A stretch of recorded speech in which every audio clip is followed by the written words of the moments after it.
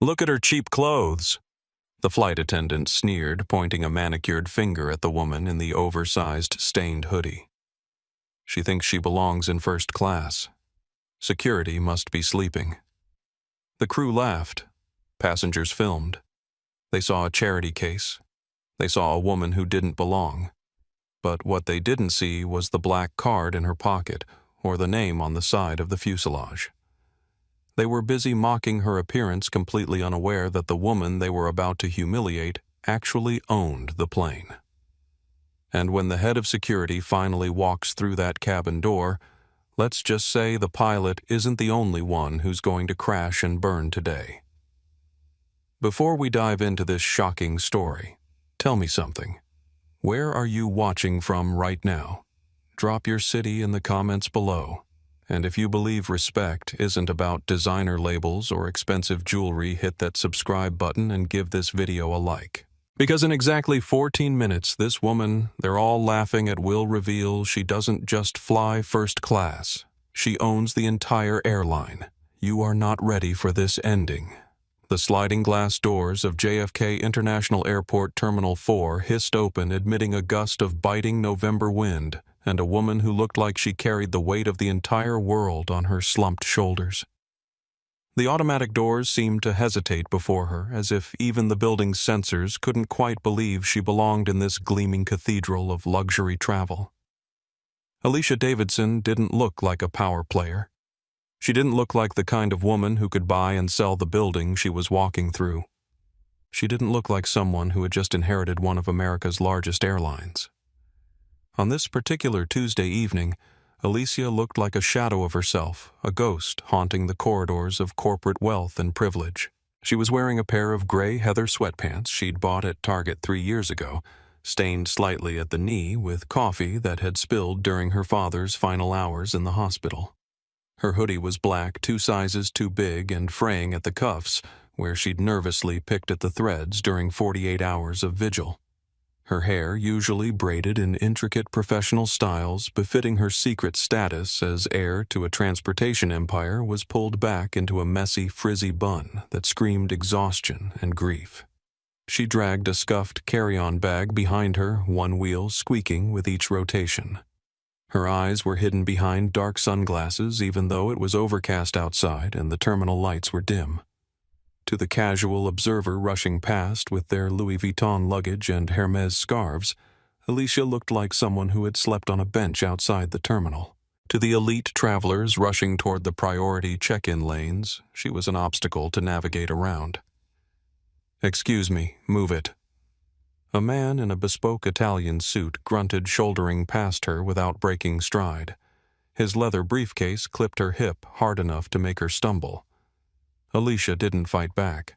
She didn't even look up. She just steadied herself against a marble pillar and took a deep, shaky breath. "Just get home," she whispered to herself. "Just get to London. Sign the papers. Bury him." The grief was a physical weight in her chest, pressing down like a steel plate every time she tried to breathe normally. Her father, Theodore Davidson, the founder of Monarch Airlines, had passed away 48 hours ago. It had been sudden. A massive heart attack while reviewing quarterly reports in his corner office overlooking the Thames.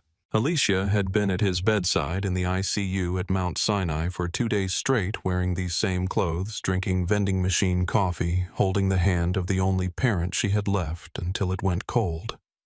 She hadn't showered. She hadn't slept more than 20 minutes at a time.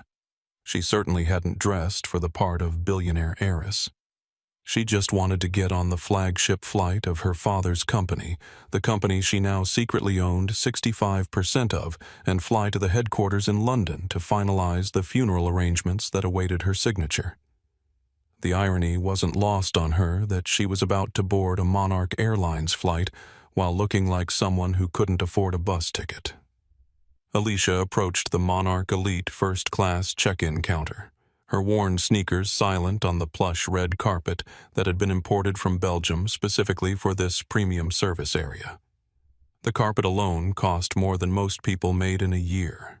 She had signed the purchase order herself back when she was still pretending to be just another doctor working quietly in Seattle, staying out of the family business and the limelight that came with it.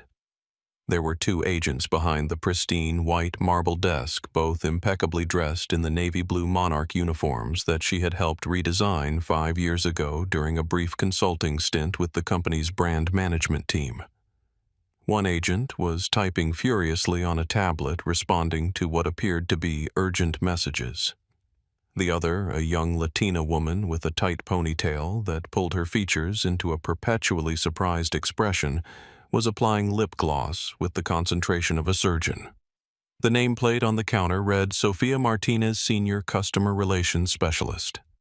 Sophia had worked for Monarch for 3 years, starting in economy check-in, and working her way up to this coveted position serving the airline's most valuable customers.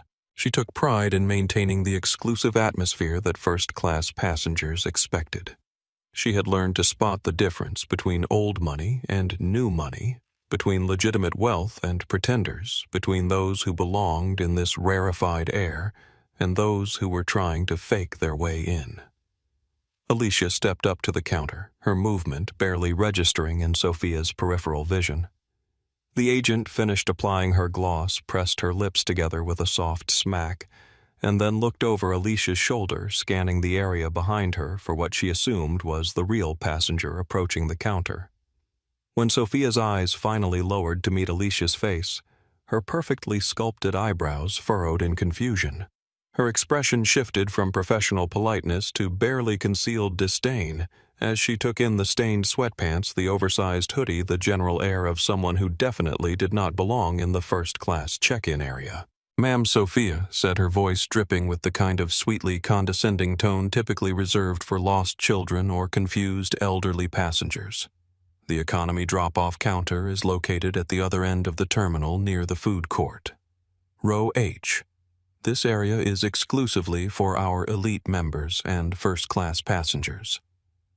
Alicia's voice, when she spoke, was barely above a whisper. The grief had taken most of her strength, leaving her words raspy from 2 days of crying and hardly any sleep. "I know where I am. I'm checking in for Flight 802 to London Heathrow." Sophia's confusion deepened. She glanced at her colleague, Brad Wilson, a 31-year-old man with perfectly pressed shirt cuffs and a tie that cost more than Alicia's entire outfit. Brad looked up from his tablet with the expression of someone who had just witnessed something mildly amusing but ultimately insignificant. "Flight 802. Sophia repeated as if the words didn't quite make sense coming from someone dressed like Alicia. "That's our flagship international route. The cheapest seat on that flight is $800, and that's if you book 6 months in advance." Alicia reached into her hoodie pocket and pulled out her passport, sliding it across the marble counter with trembling fingers. Her hands were shaking not from nervousness but from exhaustion and the emotional toll of the past 2 days. "My name is Alicia Davidson, Seat 1A. Sophia's laugh was sharp and quick like the bark of a small dog. She looked at Brad, then back at Alicia, her expression a mixture of disbelief and amusement. "Seat 1A. Honey, Seat 1A is our premier sky suite. It's $12,000 one way. That's more than most people make in a month." She picked up the passport as if it were contaminated with something unpleasant, holding it between 2 manicured fingers while she examined the cover. "Did you find this somewhere? Because if this is stolen, identification security takes that very seriously here." Alicia's patience, already stretched thin by grief and exhaustion, began to fray at the edges. But she had learned long ago that raising her voice or showing anger would only confirm whatever assumptions people had already made about her. "I purchased my ticket. Please check your computer." Sophia rolled her eyes in an exaggerated display of annoyance and typed Alicia's name into the reservation computer. She was expecting an error message or perhaps a notification that no such passenger existed. What she got instead made her frown and hit the refresh button. The screen displayed Davidson Alicia M. Seat 1A. Status VIP. Do not upset. Special handling required. Contact corporate liaison for any issues. Sophia stared at the screen for a long moment, then hit refresh again. The same information appeared. She looked at Alicia's hoodie, then back at the screen, then at the passport in her hand. The pieces didn't fit together in her mind. "System glitch," she muttered to Brad, loud enough for Alicia to hear. "Has to be. Probably an employee standby ticket that got coded wrong in the computer. I've seen this before." She printed the boarding pass with obvious reluctance, but instead of handing it to Alicia with the warm smile that first-class passengers typically received, she slid it across the counter with 2 fingers, as if even brief contact might somehow transfer whatever misfortune had led to Alicia's current appearance. "Gate B12, Sophia said curtly. "Boarding begins in 20 minutes. And just so you know," she added, leaning forward conspiratorially, her voice dropping to a harsh whisper, "security does random verification checks at the gate. If you've somehow obtained this ticket fraudulently, or if this credit card was stolen, they will catch you before you get anywhere near that aircraft." Alicia took the boarding pass and passport, her movements deliberate and controlled despite the storm of emotions raging inside her chest. She wanted to scream. She wanted to explain that she didn't just own a seat on this plane, she owned the plane itself. She owned the terminal they were standing in. She owned the company that paid Sophia's salary. But she didn't have the energy. She just wanted to disappear into the privacy of the first-class suite and grieve for her father without an audience. "Thank you," Alicia whispered, turning away from the counter. As she walked away, pulling her squeaking suitcase behind her, she heard Sophia's voice behind her speaking to Brad in a tone that wasn't quite quiet enough to be private. "Trash. I don't know how people like that even get through security." The walk from the check-in counter to gate B12 felt like running a gauntlet. Alicia kept her head down and her sunglasses on, but she could feel the stares following her through the high-end terminal shopping area. Designer boutiques lined both sides of the corridor, their windows displaying handbags that cost more than most cars and jewelry that sparkled under carefully calibrated lighting. The other passengers moving through this section of Terminal 4 were dressed in a uniform of Wealth cashmere coats, Italian leather shoes, watches that could fund a small business. They dragged Hermes luggage and spoke in the confident tones of people who had never been questioned about whether they belonged somewhere. Alicia was a gray smudge in a world of gold and platinum. Every step reminded her of how out of place she looked, how far she had fallen from the polished professional image she had maintained for years, while secretly preparing to inherit her father's empire. A group of women in designer yoga wear whispered as she passed their conversation, stopping mid-sentence as they took in her appearance. A businessman in a 3-piece suit made a point of stepping aside when she approached as if poverty might be contagious. A mother with 2 perfectly dressed children pulled them closer to her side, using the gesture that people employed when they encountered someone they deemed potentially dangerous.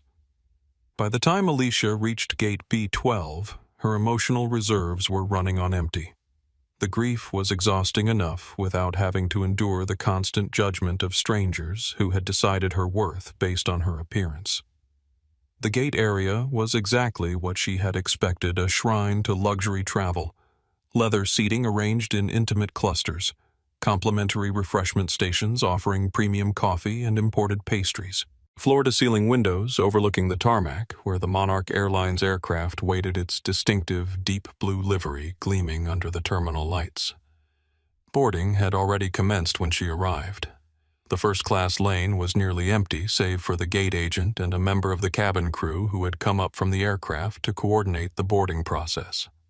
The gate agent was a young man named Kyle Roberts, 26 years old, with the kind of eager-to-please demeanor that suggested he was still relatively new to this position. His uniform was immaculate. His smile practiced his movements efficient as he scanned boarding passes and directed passengers down the jet bridge. The flight attendant standing beside him was a different story entirely. Tiffany Parker was 34 years old and the picture of corporate perfection. The Monarch Airlines uniform, a navy blue pencil skirt, crisp white blouse, and silk red scarf tied precisely at the neck, fit her flawlessly as if it had been designed specifically for her body. Her blonde hair was styled in a chignon so tight it seemed to pull her eyes back, giving her face a perpetually alert, predatory expression. Tiffany was currently laughing at something Kyle had said, her voice carrying the easy confidence of someone who had never questioned her place in the hierarchy of air travel. She had been with Monarch for 8 years, working her way up from domestic economy flights to this prestigious international first-class route. She took pride in maintaining what she called cabin standards, which meant ensuring that first-class passengers received the exclusive experience they had paid for. As Alicia approached the boarding lane, Tiffany's conversation with Kyle stopped mid-sentence. Her eyes locked onto Alicia like a security computer that had detected an intruder. Without hesitation, she stepped directly into Alicia's path, her hand raised in the universal gesture of authority. "Excuse me," Tiffany said, her voice carrying the kind of false politeness that barely concealed contempt. "Economy boarding hasn't been called yet. You'll need to wait in the general seating area until Group 5 is announced." Alicia stopped fatigue, making her movement slow and deliberate. She looked at Tiffany's name tag. Tiffany Parker, Senior Purser. The title meant she was in charge of the entire cabin crew for this flight. "I'm not in Group 5, Alicia said, holding out her boarding pass. The paper trembled slightly in her grip, betraying the exhaustion she was trying to hide. "I'm in first class." Tiffany didn't take the boarding pass. Instead, she looked Alicia up and down with the critical eye of someone appraising livestock at auction. Her gaze lingered on the coffee stain on the sweatpants, the frayed cuffs of the hoodie, the scuffed sneakers that had seen better days. A smirk played at the corners of Tiffany's perfectly painted red lips. When she spoke, her voice was deliberately loud enough to carry to the business class passengers who were beginning to line up behind them. "Let me guess," Tiffany said, her tone dripping with mock sympathy. "You received an upgrade notification, or perhaps you're traveling as someone's domestic employee." The words hit Alicia like physical blows. She had endured whispered comments and sideways glances throughout her journey to the gate. But this was the first time someone had openly challenged her right to be there. "I am a passenger," Alicia stated, her voice gaining strength despite her exhaustion. "Please move aside so I can board." "Don't take that tone with me." Tiffany snapped her customer service mask, slipping. "I am responsible for the safety and atmosphere of the first-class cabin. Our guests pay thousands of dollars for exclusivity and a premium experience. They don't pay to sit next to whatever this is." She gestured vaguely at Alicia's entire existence, as if the words to describe what she saw were too distasteful to speak aloud. Tiffany barked at the gate agent. "Check her pass thoroughly. Check for fraud." Kyle, looking nervous, took the pass from Alicia. He scanned it. The machine beeped green. It says she's valid, Tiffany." Kyle stammered. "Seat 1A." Tiffany snatched the pass from Kyle's hand. She stared at it. "Alicia Davidson," she read. The name meant nothing to her. Monarch Air was a massive conglomerate. The employees knew the CEO, Theodore Davidson, but few knew his estranged daughter, who had spent the last 10 years working as a quiet doctor in Seattle, staying out of the limelight. "Davidson," Tiffany scoffed. "Probably a common name. Look, I don't know how you hacked the computer or who you convinced to give you this ticket, but I'm watching you." She thrust the ticket back at Alicia, the paper tearing slightly at one corner. As the confrontation at the boarding gate escalated, other passengers began to take notice. What had started as a routine boarding process was turning into something that demanded attention, and in the age of smartphones and social media, attention meant documentation. Emma Rodriguez, a 24-year-old travel blogger from Miami, had been documenting her journey for her growing YouTube channel when she noticed the commotion at the first-class boarding lane. Emma specialized in luxury travel content, showcasing premium airline experiences and high-end destinations for her audience of aspirational travelers. She had been filming B-roll footage of the gate area when Tiffany's voice became loud enough to cut through the ambient terminal noise. Emma's influencer instincts kicked in immediately. This was the kind of authentic, unscripted content that her audience craved. Real drama, real conflict, real human emotion playing out in real time. She raised her phone and began recording her finger hovering over the Go Live button on Instagram. "Something's happening at the Monarch Gate," she whispered into her phone's camera. "A flight attendant is having some kind of confrontation with a passenger. This is not normal, guys." Several feet away, James Thompson, a 28-year-old business consultant from Denver, was also watching the scene unfold. James had been waiting for his business class boarding group to be called when he noticed what appeared to be discrimination happening in real time. Unlike Emma, whose first instinct was to create content, James's reaction was more visceral. He had grown up in a household where civil rights were discussed at the dinner table, where his parents had taught him that silence in the face of injustice made him complicit. James opened the live stream feature on his Twitter account and aimed his phone at the boarding area. Within seconds, viewers began joining his stream. His follower count wasn't huge, around 8,000 people, mostly professional contacts and friends, but his audience was engaged and active. "I'm watching what appears to be racial profiling happening at JFK. Right now," he said into his phone, his voice tight with anger. "A Monarch Airlines employee is preventing a black woman from boarding a flight she clearly has a ticket for."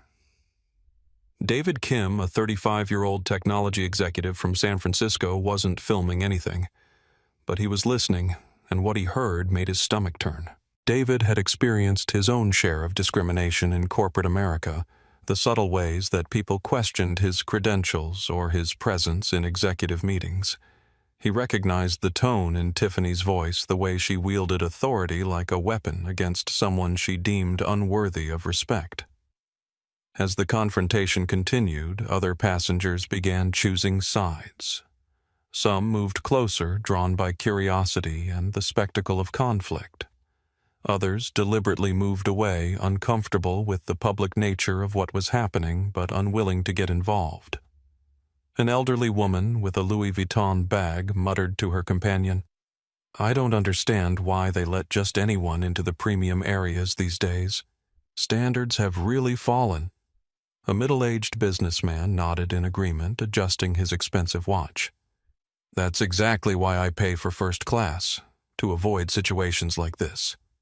But not everyone was siding with Tiffany. A young mother traveling with her teenage daughter watched with obvious discomfort. "Mom," the teenager whispered, "this isn't right. She has a ticket." "Shh," her mother replied, but her expression suggested she agreed with her daughter's assessment. Kyle Roberts, the gate agent caught in the middle of this situation, was becoming increasingly nervous. He had been trained to handle difficult passengers, but this situation was unlike anything covered in his orientation materials.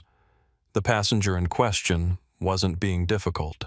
She was calm, polite, and had provided valid documentation.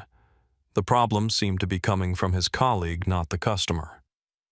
Tiffany Kyle said quietly, hoping to de-escalate the situation her boarding pass scanned fine. "Maybe we should just—" Tiffany cut him off sharply. "I've been doing this job for 8 years. I know how to spot someone who doesn't belong. Trust me on this." Emma Rodriguez had made her decision. She tapped the Go Live button and immediately began narrating what she was seeing to her audience. "Guys, I am literally watching discrimination happen in real time at JFK Airport," she said into her phone, making sure her voice was loud enough to be heard, but not so loud as to interfere with the ongoing confrontation. "A Monarch Airlines flight attendant is refusing to let a black passenger board with what appears to be a valid first-class ticket." Comments began flooding Emma's live stream within seconds. "This is 2024. How is this still happening? Record everything. What airline is this? They need to be exposed. Is security there? Someone call security." James Thompson's live stream was gaining viewers even faster. His corporate network was sharing the stream, and his follower count was climbing in real time as people tuned in to witness what was happening. "The passenger has shown her boarding pass multiple times," James narrated to his audience. "It's been scanned and verified as valid, but the flight attendant continues to block her from boarding based on, well, you can see for yourself what this is based on." David Kim finally decided he couldn't remain silent. He approached the boarding area, his expression grim but determined. "Excuse me," he said to Tiffany, his voice calm but firm. "I couldn't help but notice this situation." "Is there a problem with this passenger's documentation?" Tiffany turned to David with barely concealed irritation. "Sir, this doesn't concern you. Please return to the waiting area." "Actually, it does concern me," David replied. "I'm a passenger on this flight, and I'm watching what appears to be discriminatory treatment of another passenger. If there's a legitimate security concern, perhaps you could explain what it is?" Tiffany's face flushed slightly. She wasn't used to having her authority questioned, especially not in front of other passengers, and especially not when those passengers were filming the interaction. "Security concerns are not discussed publicly," she said, falling back on corporate policy. "If you continue to interfere with airline operations, I'll have to ask security to escort you from the gate as well." The threat backfired. Instead of intimidating David into silence, it only confirmed his suspicions about what was really happening. And it provided perfect content for the growing number of people who were now watching this interaction unfold on social media. Emma's livestream viewer count had climbed to over 3,000 people.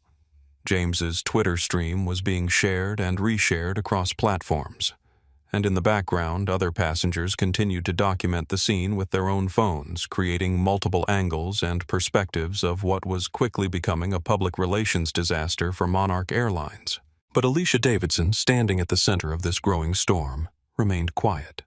She clutched her boarding pass and waited, drawing on reserves of patience that were nearly depleted, but not quite gone. She had learned long ago that sometimes the most powerful response to injustice was simply refusing to disappear. The situation might have continued to escalate indefinitely, if not for the arrival of another Monarch Airlines employee from the aircraft itself. Miguel Santos, a 26-year-old junior flight attendant, emerged from the jet bridge, looking harried and slightly out of breath.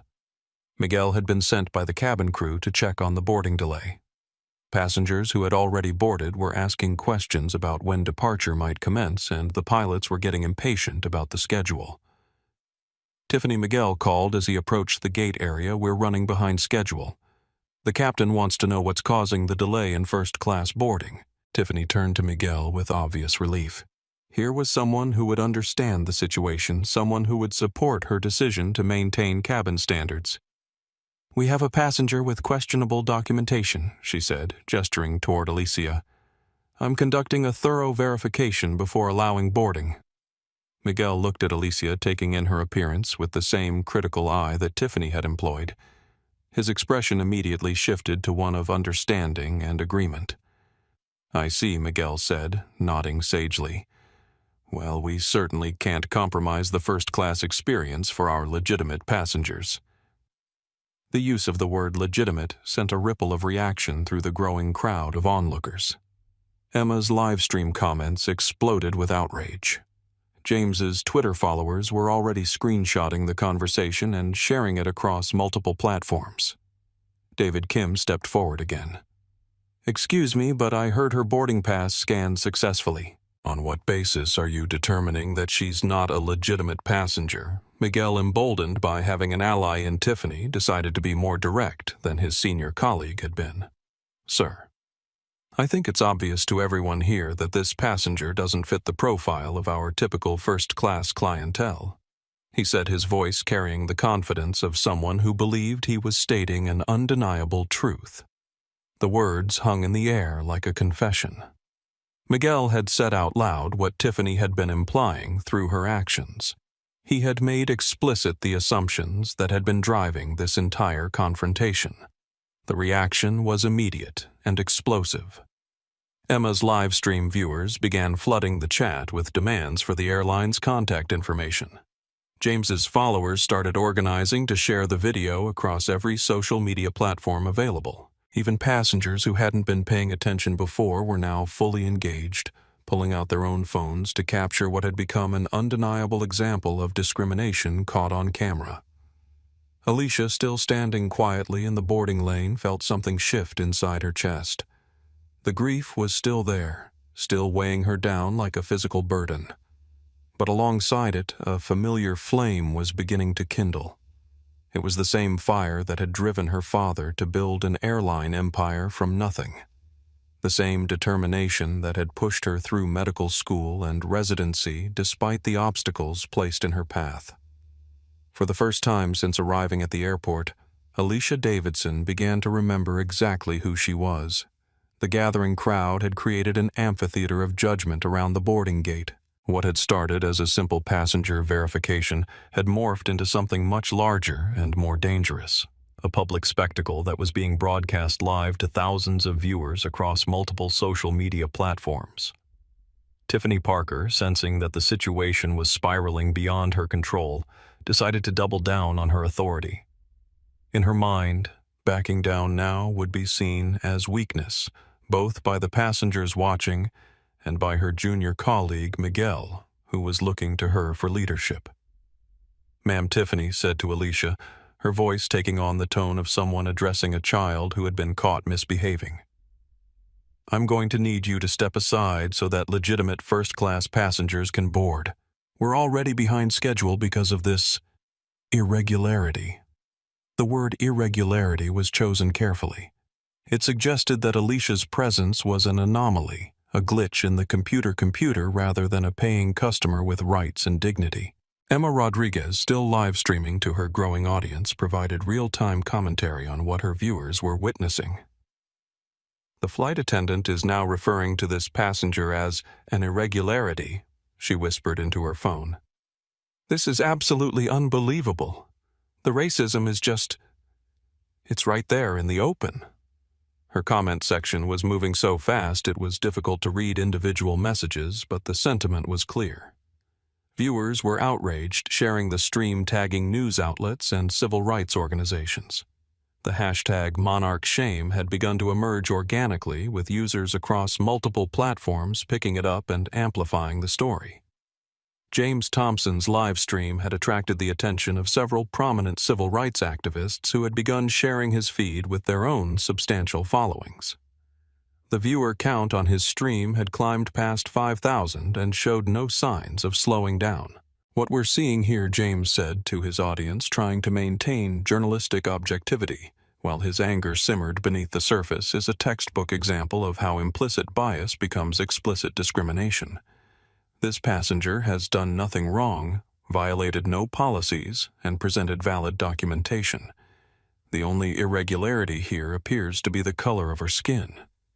David Kim had positioned himself strategically between Tiffany and Alicia, not quite inserting himself into the confrontation, but making it clear that he was witnessing and documenting everything that happened.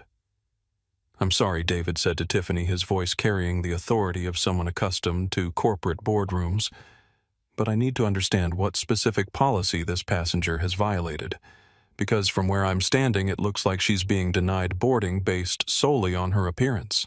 Tiffany's face was beginning to flush red, a combination of embarrassment and anger at having her authority questioned so publicly. She was used to passengers accepting her judgment without question, especially when it came to maintaining what she considered appropriate standards for the premium cabin. "Sir, I've already explained that passenger verification procedures are confidential," she said, her voice rising slightly. "If you continue to interfere with airline operations, I will be forced to call security." But the threat no longer carried the weight it had earlier. Too many people were watching, too many phones were recording, and too many witnesses were ready to testify about what they had observed. Miguel Santos, perhaps sensing that his earlier comment had been too explicit, tried a different approach. "Look," he said, addressing the growing crowd rather than Alicia directly. "We all know what first-class passengers typically look like. We have standards to maintain for the comfort and safety of all our guests." If Miguel thought this explanation would diffuse the situation, he was catastrophically wrong. By attempting to normalize discrimination as standards, he had provided even more damning evidence of the bias driving their actions. Kyle Roberts, the gate agent, who had been caught in the middle of this escalating confrontation, finally found his voice. "Tiffany," he said quietly, "maybe we should contact a supervisor. This situation is getting out of hand." "No," Tiffany snapped. "I am the supervisor for this flight. I make the decisions about passenger suitability, and I've made my decision." Alicia, who had remained silent through most of this exchange, finally spoke. Her voice was quiet, but it carried clearly through the gate area. "What decision is that?" she asked. The question was simple, direct, and devastating. Because Tiffany couldn't answer it honestly without admitting to discrimination, and she couldn't provide a legitimate reason because none existed. "The decision," Tiffany said, scrambling for an explanation that would sound official to verify your identity and payment method before allowing you to access a $12,000 seat. "My identity has been verified," Alicia replied calmly. "My boarding pass has been scanned and confirmed as valid. What additional verification do you require?" The question hung in the air like a challenge. Tiffany looked around the gate area, suddenly aware of just how many people were watching this interaction. Phone cameras were pointed at her from multiple angles. The live stream comments were becoming increasingly hostile toward her and the airline. But instead of de-escalating, Tiffany made the decision that would ultimately cost her everything. "Fine," she said, her voice loud enough to carry throughout the gate area. "If you want to play this game, we'll play it properly. Miguel, call airport security. Tell them we have a passenger with suspicious documentation attempting to board with what may be a fraudulent ticket." The words were barely out of her mouth before the crowd erupted in disbelief. Even passengers who hadn't been paying close attention were now fully engaged, understanding that they were witnessing something extraordinary. Emma's live stream exploded with viewers. Her follower count was climbing in real time as people shared the stream across platforms. Did you hear that she said into her camera, her voice shaking with indignation? She just called security on a passenger with a valid ticket. This is insane. James Thompson's stream had attracted the attention of major news outlets. CNN, MSNBC, and Fox News producers were already in the comments section asking for permission to use his footage. But perhaps most importantly, David Kim made a decision that would ensure this incident didn't disappear into corporate damage control. He pulled up the phone number for Monarch Airlines corporate headquarters and placed a call to their media relations department. "Yes," he said. "When the call was answered, I'm calling to report a discrimination incident involving your employees at JFK Airport. You're going to want to get someone down here immediately because this is being live-streamed to thousands of people, and it's about to become a major problem for your company." Meanwhile, Alicia Davidson stood quietly in the center of the storm she had not asked for, but would not run from. In her pocket, her phone buzzed with an incoming call. She looked at the screen and saw the name that made her heart skip: Samantha Torres, her executive assistant and the one person outside the legal team who knew about her inheritance. Alicia looked around at the cameras, the crowd, the airline employees who had just called security to have her arrested. She thought about her father, about the values he had tried to instill in his company, about the legacy he would have wanted her to protect. She answered the call. As Miguel Santos hurried down the jet bridge to call airport security, the situation at Gate B12 had transformed into something resembling a small-scale media event. Passengers who were supposed to be boarding the aircraft were instead gathering around to witness what many of them recognized as a potential civil rights incident unfolding in real time. Ashley Ford, a 31-year-old economy cabin flight attendant, had come up from the aircraft to check on the boarding delay when she encountered Miguel rushing past her toward the gate's administrative office. "Miguel, what's going on?" Ashley asked, grabbing his arm as he passed. "The pilots are asking about the delay and passengers are getting restless." Miguel paused, slightly out of breath from his hurried movement. "Tiffany's dealing with a passenger situation. Someone with fake documentation trying to scam their way into first class. She's called security. Ashley's eyes widened with interest rather than concern. In her 3 years with Monarch Airlines, she had heard stories about passengers attempting to hack, upgrade computers, or forge boarding passes. These incidents had become something of airline industry legend shared among crew members as cautionary tales about maintaining vigilance. Really, Ashley said, her voice taking on the tone of someone who had just learned about particularly juicy gossip. What do they look like? Exactly what you'd expect, Miguel replied with a knowing look. Homeless chic trying to pass for luxury traveler. Tiffany spotted it immediately. The 2 crew members moved back toward the gate area together, and Ashley got her first look at Alicia Davidson. Her reaction was immediate and unfiltered. "Oh my God," Ashley said loud enough for several passengers to hear you weren't kidding. "Look at those clothes. That hoodie probably came from Goodwill." Her comment sparked a ripple of reaction through the crowd. Emma Rodriguez, still live streaming, immediately turned her camera toward Ashley. "Now we have a second Monarch employee making derogatory comments about this passenger's appearance," Emma narrated to her audience. "This is clearly not just one person's bias. This is company culture." James Thompson's live-stream chat was moving so fast with outraged comments that it was impossible to read individual messages.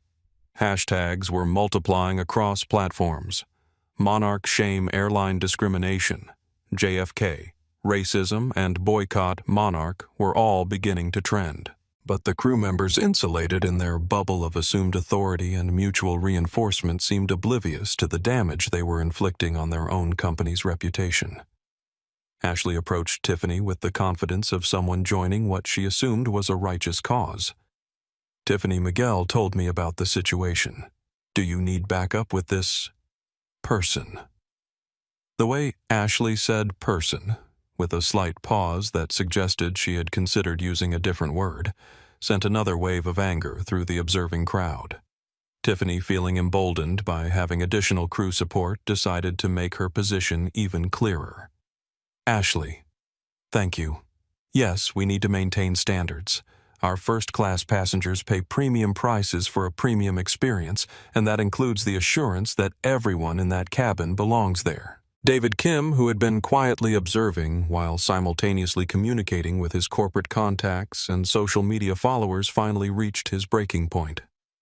"Belongs there," David repeated, his voice cutting through the ambient noise of the gate area. "Based on what criteria? What exactly determines who belongs in first class, besides having a valid ticket and paying the fare?" His question was directed at Tiffany, but it carried throughout the gate area, reaching the ears of dozens of passengers who were beginning to understand that they were witnessing something historic, a real-time documentation of institutional racism in action. Tiffany, Ashley, and Miguel exchanged glances. They had been operating under assumptions that felt natural and justified to them, but David's direct question forced them to articulate criteria they had never had to defend publicly. "It's about maintaining appropriate atmosphere," Ashley said, stepping forward to support her colleague. "Our first-class cabin attracts business executives, diplomats, celebrities, people with a certain level of sophistication." Sophistication. David repeated the word as if it tasted bitter. "And you determine sophistication. How? By looking at someone's clothing. By making assumptions about their income based on their appearance." Emma's live stream audience had grown to over 8,000 viewers.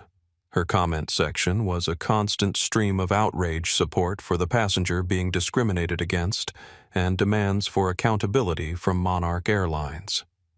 "This is absolutely surreal," Emma narrated to her camera.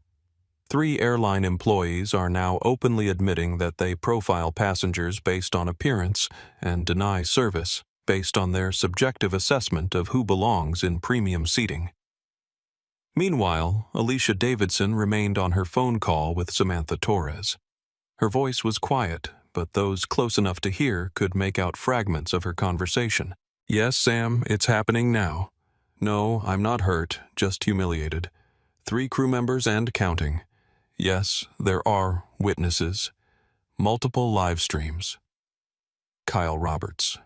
The gate agent who had been trying unsuccessfully to de-escalate the situation made one final attempt to restore some semblance of normal procedure. "Look," he said, addressing his colleagues more than the crowd her boarding pass scanned correctly. "The computer shows her as a valid passenger. Maybe we should just let her board and sort out any issues with corporate later." But Tiffany was too committed to her position to back down now. In her mind, yielding would be seen as weakness and would undermine her authority for future incidents. "Kyle, this is exactly how scammers operate," she said, speaking loudly enough to ensure her words carried to the assembled crowd. "They hack computers, they forge documents, they count on gate agents being too intimidated to enforce standards.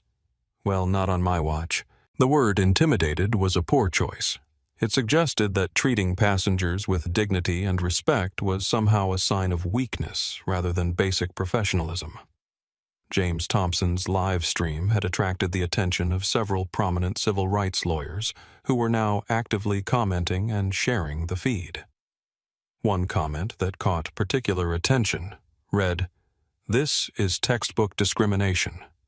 Every word they're saying is going to be evidence in the inevitable lawsuit." As if summoned by that comment, 2 airport security officers finally arrived at Gate B12. They were both middle-aged men with the tired expressions of people who had dealt with countless passenger disputes over the years. Their name tags read, Officer Martinez and Officer Johnson. "We got a call about suspicious documentation," Officer Martinez said, looking around the gate area with confusion. The scene he encountered, dozens of passengers with phones out, multiple live streams running 3 airline employees clustered around one passenger, was unlike the typical boarding gate disturbance he was accustomed to handling. Tiffany immediately stepped forward, relief evident in her voice. "Officers, thank you for responding so quickly. We have a passenger with questionable documentation attempting to board with what we believe may be a fraudulent first-class ticket." Officer Martinez looked at Alicia, then at the boarding pass in her hand, then at the crowd of passengers who were obviously treating this as something more significant than a routine security matter. "Ma'am," he said to Alicia, his voice professional but cautious, "may I see your identification and boarding documents?" Alicia handed over her passport and boarding pass without comment. Officer Martinez examined both documents carefully, comparing the photo to Alicia's face and checking the boarding pass against some kind of verification app on his phone. After a moment, he looked up with a puzzled expression. "These documents appear to be completely legitimate. The passport is valid. The boarding pass matches our airline database, and there are no fraud indicators." Tiffany's confidence wavered for just a moment before she rallied. "The documents might be authentic, but that doesn't mean they were obtained legitimately. We believe this passenger may have used stolen credit card information to purchase the ticket." Officer Johnson, who had been quietly observing the crowd and the multiple cameras documenting the interaction, stepped forward. "Ma'am," he said to Tiffany, "do you have any specific evidence of credit card fraud, or are you basing this accusation on other factors?" The question was pointed and professional, but it put Tiffany in an impossible position. She couldn't admit that her suspicions were based entirely on Alicia's appearance without explicitly acknowledging discrimination. "It's based on experience," Tiffany said, trying to sound authoritative. "After 8 years in this industry, you develop an instinct for these situations." Instinct Officer Johnson repeated his tone, suggesting he understood exactly what kind of instinct they were discussing. Emma's live stream had now attracted over 10,000 viewers, and clips from her stream were being shared across Twitter, TikTok, and Facebook faster than she could track. The story was beginning to break out of social media and attract attention from mainstream news outlets.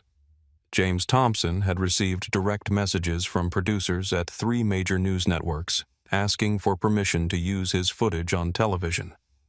The incident was rapidly evolving from viral social media content to national news story. But for Alicia Davidson, standing at the center of this growing maelstrom, the most important conversation was still happening on her phone with Samantha Torres. "Sam," she said quietly, "it's time." Activate the protocol. Contact Legal Contact Corporate Communications and get me a direct line to the board chairman. It's time they learned exactly who they've been discriminating against. The arrival of airport security should have de-escalated the situation, but instead it seemed to embolden the Monarch Airlines crew members who had convinced themselves they were protecting their company's standards rather than engaging in discrimination.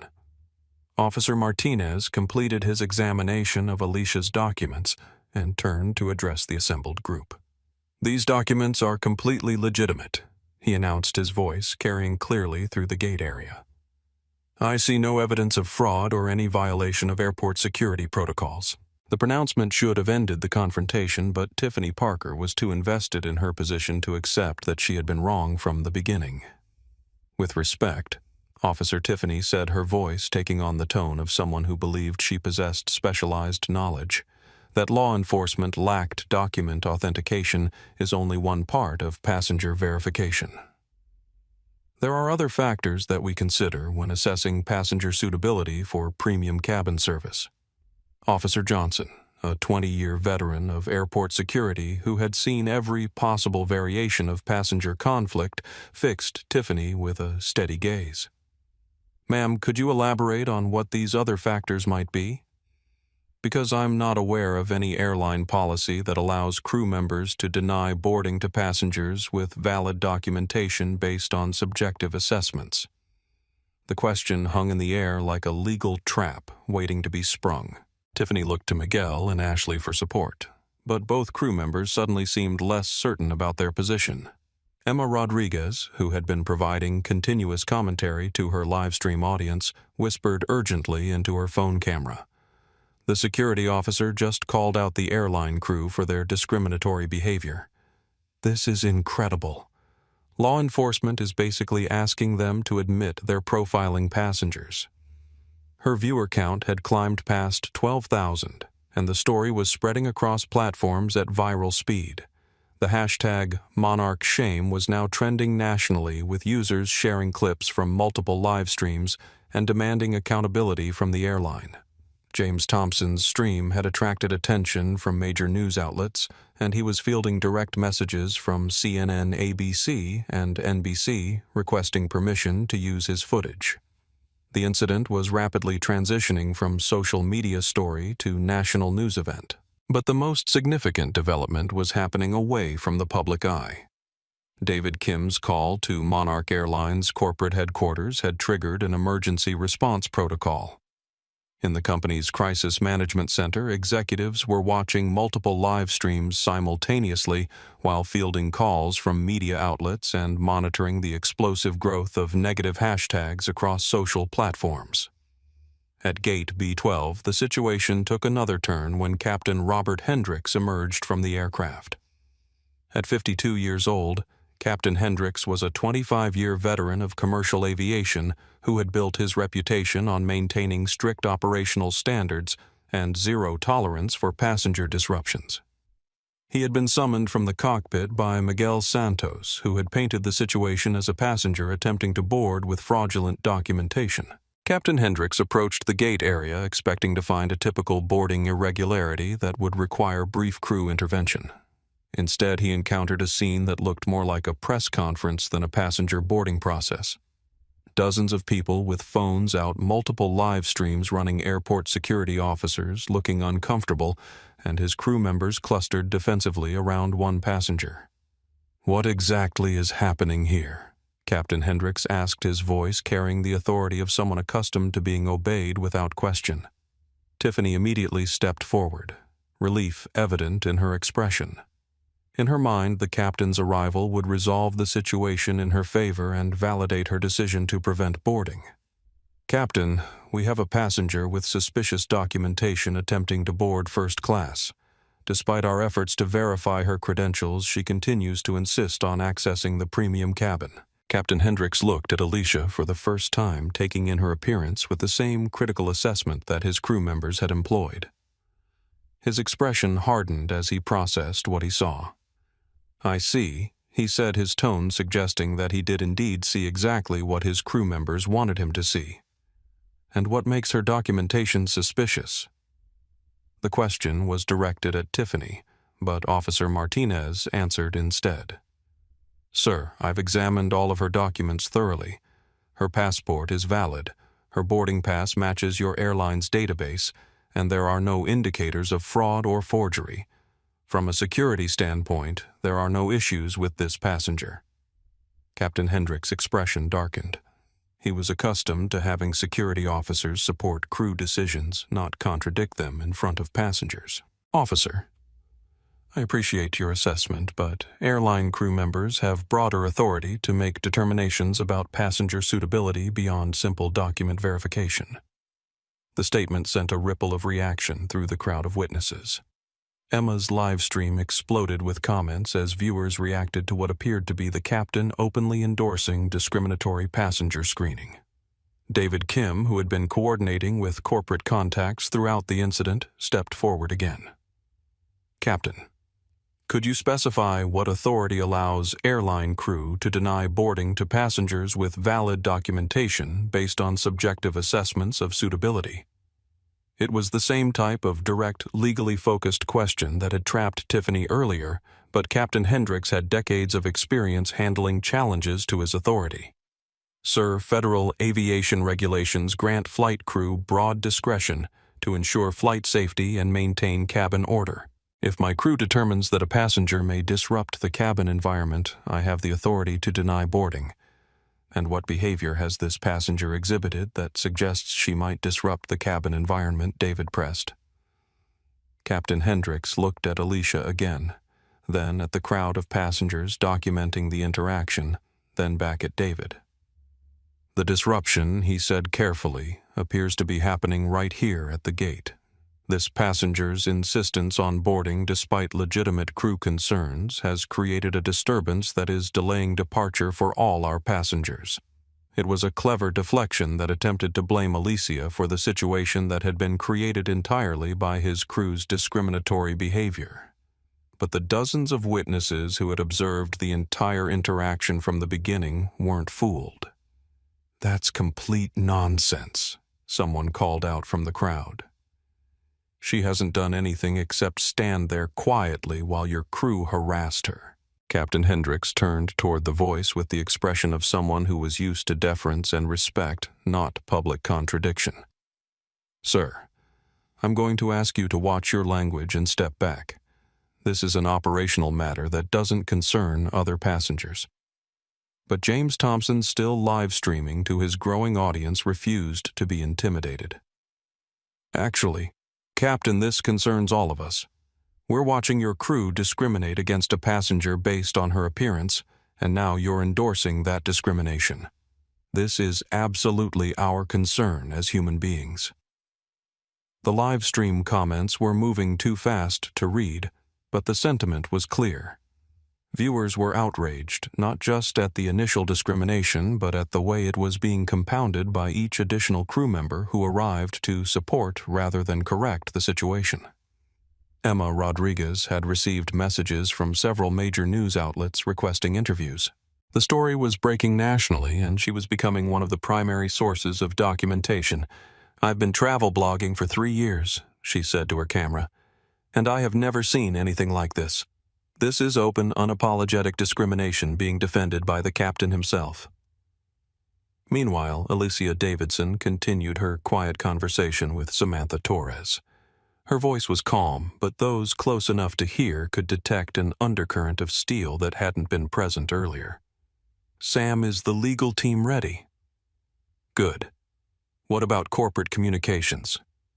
Excellent. And the board? Perfect.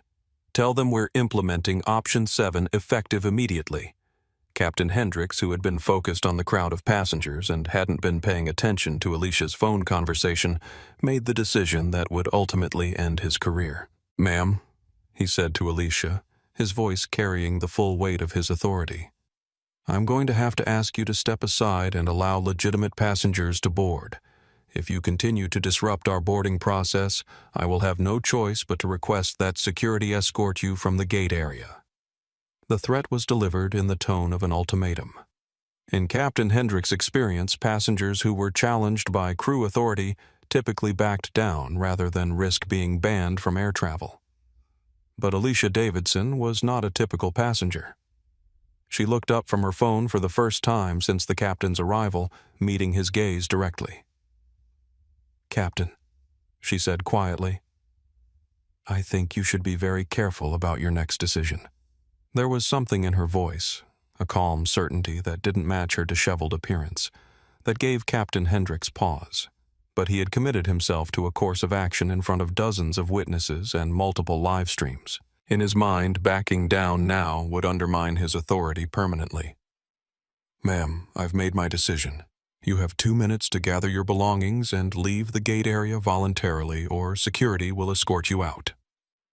Emma's live stream audience watched in real time as a commercial airline captain threatened to have a passenger arrested for the crime of holding a valid boarding pass while being black. James Thompson's followers were screenshotting and sharing key moments from the live stream, creating a permanent record of each escalating moment of discrimination. And in Monarch Airlines' corporate crisis center, executives watched their company's reputation implode in real time while frantically trying to establish contact with their crew at JFK. But none of them, not the crew members, not the witnesses, not the security officers, and certainly not the thousands of people watching online, had any idea who they were really dealing with. That was about to change. While the confrontation at Gate B12 continued to escalate in the physical world, a parallel drama was unfolding across social media platforms that would ultimately prove more consequential than anything happening at JFK Airport. Isabella Rose, a 23-year-old lifestyle influencer with 200,000 TikTok followers, had been waiting for her business-class boarding group when she noticed the commotion in the first-class lane. Isabella had built her social media brand on aspirational luxury content, designer fashion hauls, first-class flight reviews, and behind-the-scenes glimpses of what she called rich girl aesthetic. When she saw Alicia Davidson being questioned by airline crew, Isabella's first instinct wasn't sympathy or concern. It was content opportunity. Isabella discreetly positioned herself to get a good angle and began filming what she perceived as a perfect example of people who try too hard for her TikTok audience. Her followers loved content that reinforced social hierarchies and mocked people who didn't understand their proper place in luxury environments.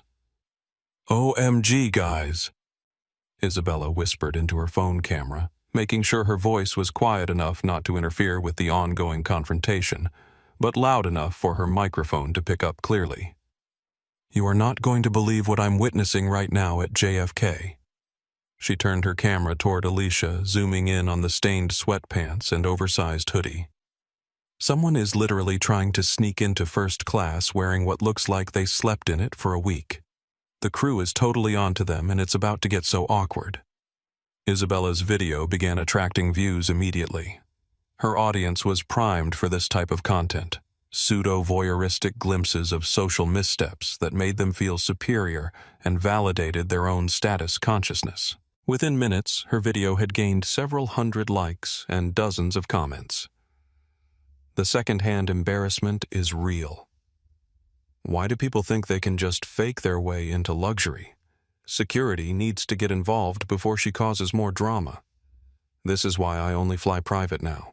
But Isabella's content was about to collide with the more serious documentation being provided by Emma Rodriguez and James Thompson, creating a social media perfect storm that would expose not just Monarch Airlines' discriminatory practices, but the broader cultural attitudes that enabled and celebrated such discrimination. Emma's travel blog audience was very different from Isabella's lifestyle followers. Emma's viewers were diverse, internationally minded travelers who were drawn to her authentic reviews and cultural commentary. When Emma's live stream began documenting what was clearly racial profiling, her audience responded with outrage and demands for accountability. The comment section of Emma's stream had become a real-time organizing space. Someone needs to get Monarch's corporate number and flood their phones. This needs to be sent to every news outlet immediately. That captain just admitted to discrimination on camera. Where is the NAACP? Someone tag them.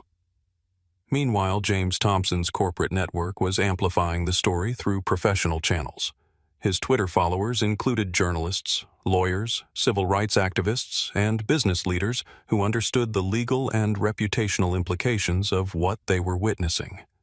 James had started using specific hashtags that were designed to attract attention from news organizations and civil rights groups. Airline discrimination, corporate racism, JFK incident, and Monarch shame were all gaining traction across multiple platforms. The intersection of these different social media ecosystems created an explosive viral effect. Isabella's mocking content was being discovered by Emma and James's audiences, who responded with fury at her celebration of discrimination.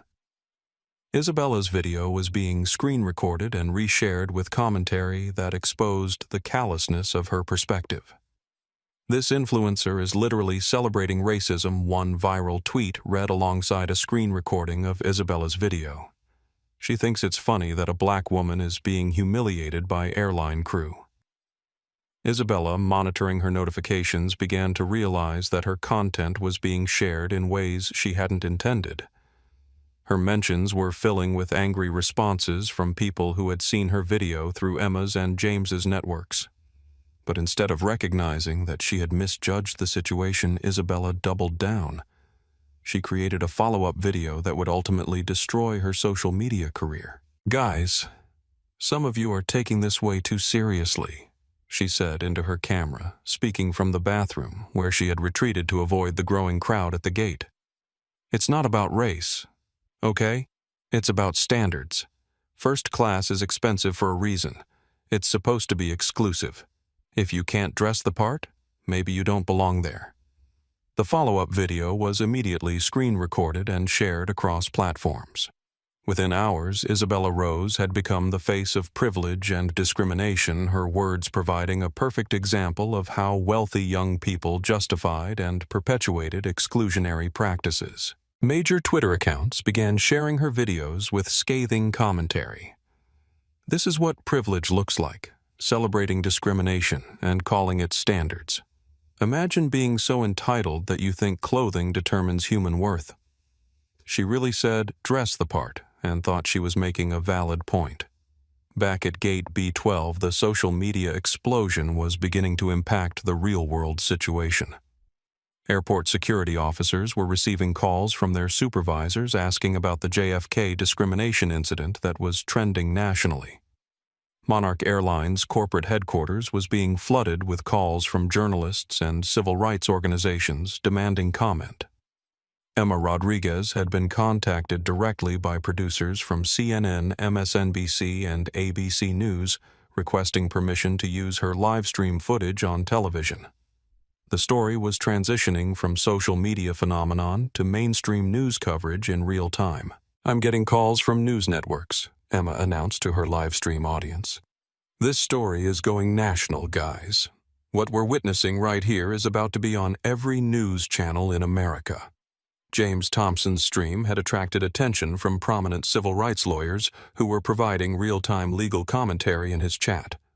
One comment that gained particular attention read, "This is a textbook civil rights violation.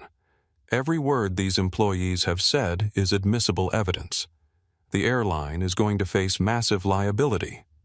The hashtag Monarch Shame had begun trending not just in the United States, but internationally.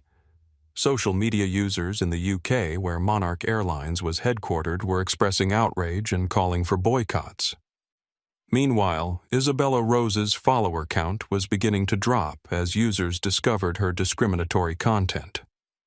Brands that had previously worked with her began quietly removing her from campaign rosters. Her attempt to capitalize on someone else's humiliation was backfiring catastrophically. But the most significant development was happening behind the scenes. David Kim's corporate contacts had shared the live stream footage with civil rights organizations, legal advocacy groups, and corporate accountability watchdogs. The incident was being documented and preserved by multiple organizations that specialized in fighting discrimination and holding companies accountable for their employees' actions. In Monarch Airlines' Corporate Crisis Center, executives were watching their company's reputation implode in real time across every social media platform simultaneously. The crisis management team was fielding calls from international news outlets while watching their stock price begin to fluctuate as investors reacted to the viral story. But perhaps most importantly, the social media documentation was creating an irrefutable record of discrimination that would be impossible for the company to deny or minimize. Multiple angles, multiple platforms, multiple witnesses, and thousands of viewers had created a permanent archive of corporate bias in action. The crew members at Gate B12 were still operating under the assumption that they were dealing with a simple passenger dispute. They had no idea that their words and actions were being broadcast to hundreds of thousands of people worldwide, or that their names and faces were becoming symbols of institutional racism. That ignorance was about to end in the most dramatic way possible. Captain Hendrix's 2-minute ultimatum was counting down like a bomb timer, creating tension that was being felt not just at Gate B12, but across social media platforms where hundreds of thousands of people were watching the confrontation unfold in real time. Airport security officers Martinez and Johnson found themselves in an increasingly uncomfortable position. They had been called to handle what was described as a passenger with fraudulent documentation, but their investigation had revealed no evidence of fraud or policy violation. Instead, they were witnessing what appeared to be clear discrimination being defended by airline employees who seemed oblivious to the legal implications of their actions. Captain Officer Johnson said, his voice careful and professional, "I need to clarify something for my report. Are you requesting that we remove this passenger based on a specific security violation, or are you asking us to enforce what appears to be a subjective assessment of passenger suitability?" It was a carefully worded question that would force Captain Hendrix to either identify a legitimate security concern or admit that he was requesting the removal of a passenger based on discriminatory criteria. Captain Hendrix, feeling the pressure of hundreds of eyes and dozens of camera phones documenting his every word, chose to double down on his authority rather than acknowledge the legal trap he was walking into. "Officer, I am invoking my authority as pilot in command to determine that this passenger's presence represents a potential disruption to cabin safety and order. Federal aviation regulations grant me broad discretion in making such determinations." Officer Martinez and Officer Johnson exchanged glances. Both were experienced law enforcement professionals who understood the difference between legitimate security concerns and discrimination disguised as safety protocols. Sir Officer Martinez said, "Could you specify what behavior this passenger has exhibited that leads you to conclude she represents a safety risk? Because our observation has been that she has remained calm and compliant throughout this entire interaction." Emma Rodriguez, still live-streaming to her massive audience, provided commentary on this exchange. "The security officers are basically asking the captain to prove his discrimination," she whispered into her camera. "They're not buying his safety excuse."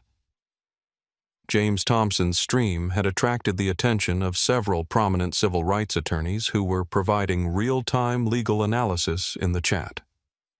One comment that gained significant traction read, "Captain is about to commit federal civil rights violations on camera. This is going to be an expensive lesson for Monarch Airlines." Meanwhile, Alicia Davidson continued her conversation with Samantha Torres, her voice quiet, but increasingly authoritative. "Sam, I need you to patch me through to legal right now. Yes, I understand they're in emergency session. Tell them their CEO is standing at Gate B12 at JFK being discriminated against by her own employees. No, that's not a hypothetical." Tiffany Parker, Ashley Ford, and Miguel Santos stood behind Captain Hendrix, their confidence bolstered by having the highest-ranking crew member supporting their position. In their minds, the captain's arrival had validated their assessment and would bring this embarrassing situation to a quick conclusion. But David Kim, who had been monitoring social media responses while documenting the incident, stepped forward with information that changed the entire dynamic. Captain David said, his voice cutting through the ambient tension. "I think you should know that this incident is currently trending nationally on social media. Your conversation is being live-streamed to hundreds of thousands of viewers, and major news outlets are already requesting interviews about Monarch Airlines' passenger policies."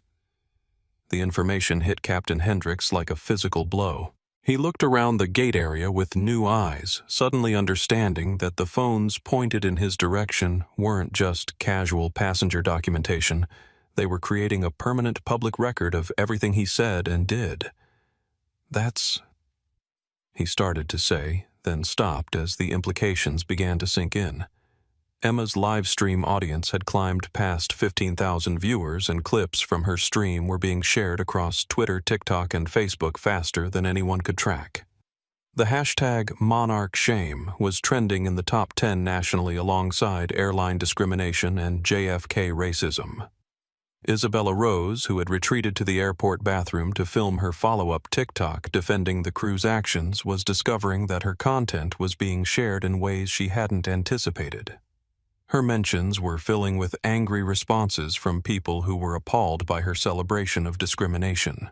"Wait," Isabella said into her phone camera, her voice becoming uncertain for the first time. "People are saying the woman being questioned is actually, important? That can't be right. Look at her clothes." But social media users had begun conducting their own research into the incident. Aviation industry insiders were beginning to share information about Monarch Airlines' corporate structure. Business journalists were pulling up public records about the company's ownership and leadership. And in Monarch Airlines' corporate crisis center, executives were watching their carefully constructed crisis management plans crumble as the situation spiraled beyond their control. Samantha Torres, Alicia's executive assistant, was coordinating responses from her office in London while simultaneously managing calls from Monarch's board of directors' legal team and communications department. Samantha said through the phone, her voice tight with urgency. "Corporate has been trying to reach their crew at JFK for the past 15 minutes. The captain isn't responding to calls. Legal wants to know if you want them to intervene directly." Alicia looked around the gate area, taking in the crew members who had spent the past hour humiliating her, the security officers who were clearly uncomfortable with what they were being asked to do, the dozens of passengers documenting every moment of her degradation. "No," Alicia said quietly. "Let them finish. I want everyone to see exactly what Monarch Airlines culture looks like when people think no one important is watching." Captain Hendricks was facing a decision that would define the rest of his career. He could acknowledge that his crew had made a mistake and allow Alicia to board with an apology, potentially undermining his authority but limiting the damage to his reputation. Or he could follow through on his ultimatum and have security remove a passenger with valid documentation, creating a permanent record of discrimination that would follow him forever. His pride made the choice for him. "Officer Martinez." Captain Hendricks said, his voice carrying false confidence. "I am formally requesting that you escort this passenger from the gate area for disrupting airline operations and failing to comply with crew instructions." The words created a moment of stunned silence among the witnesses. Even passengers who hadn't been paying close attention turned to stare. Emma's live stream chat exploded with outraged comments. James Thompson's followers began immediately screenshotting and sharing the moment when a commercial airline captain formally requested the arrest of a passenger whose only crime was existing while black.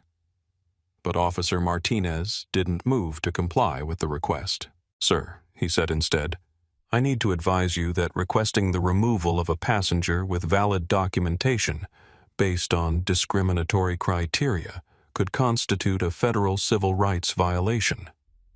Are you certain you want to proceed with this request?"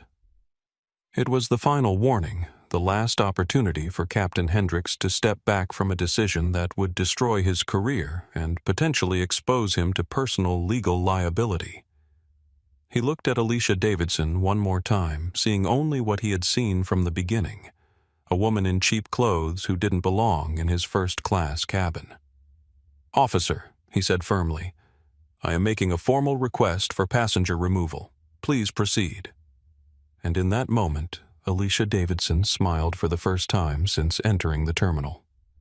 The formal request for passenger removal created an electric tension that seemed to charge the very air around Gate B12. Officer Martinez looked at Officer Johnson, both men clearly uncomfortable with the position they were being placed in by Captain Hendricks's escalating demands. "Sir," Officer Johnson said carefully before we proceed with any removal, "I need to document the specific violation that justifies this action. Can you provide me with the exact policy or regulation that this passenger has violated?" It was a reasonable request that should have been easy to answer, but Captain Hendricks found himself in the impossible position of trying to articulate discriminatory criteria without explicitly acknowledging discrimination. The violation. Captain Hendricks said, speaking slowly as he tried to construct a legally defensible justification, is disruption of airline operations and failure to comply with crew instructions regarding proper documentation verification procedures. Officer Martinez consulted his notes. "Sir, according to my observations, this passenger has complied with all crew instructions.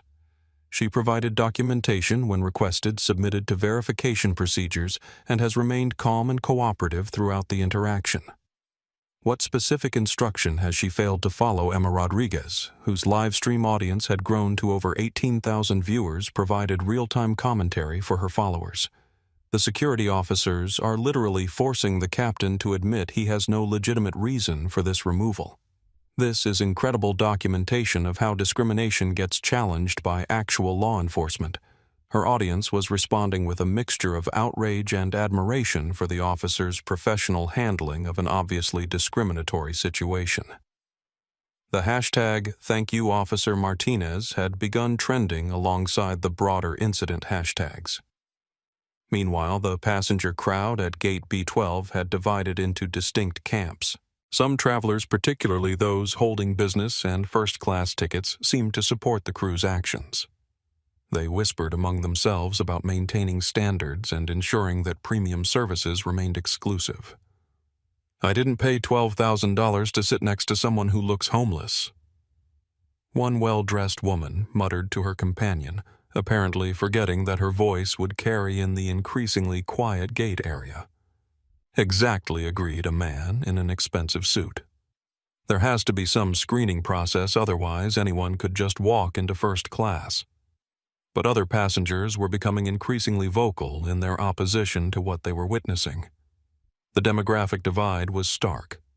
Younger passengers, people of color, and international travelers were largely supporting Alicia, while older, wealthy-appearing passengers tended to side with the crew. A young black businessman, who had been quietly observing the entire incident, finally reached his breaking point. "This is disgusting," he said, his voice carrying clearly through the gate area. "I've been watching this woman get harassed for an hour because of how she's dressed. She has a valid ticket.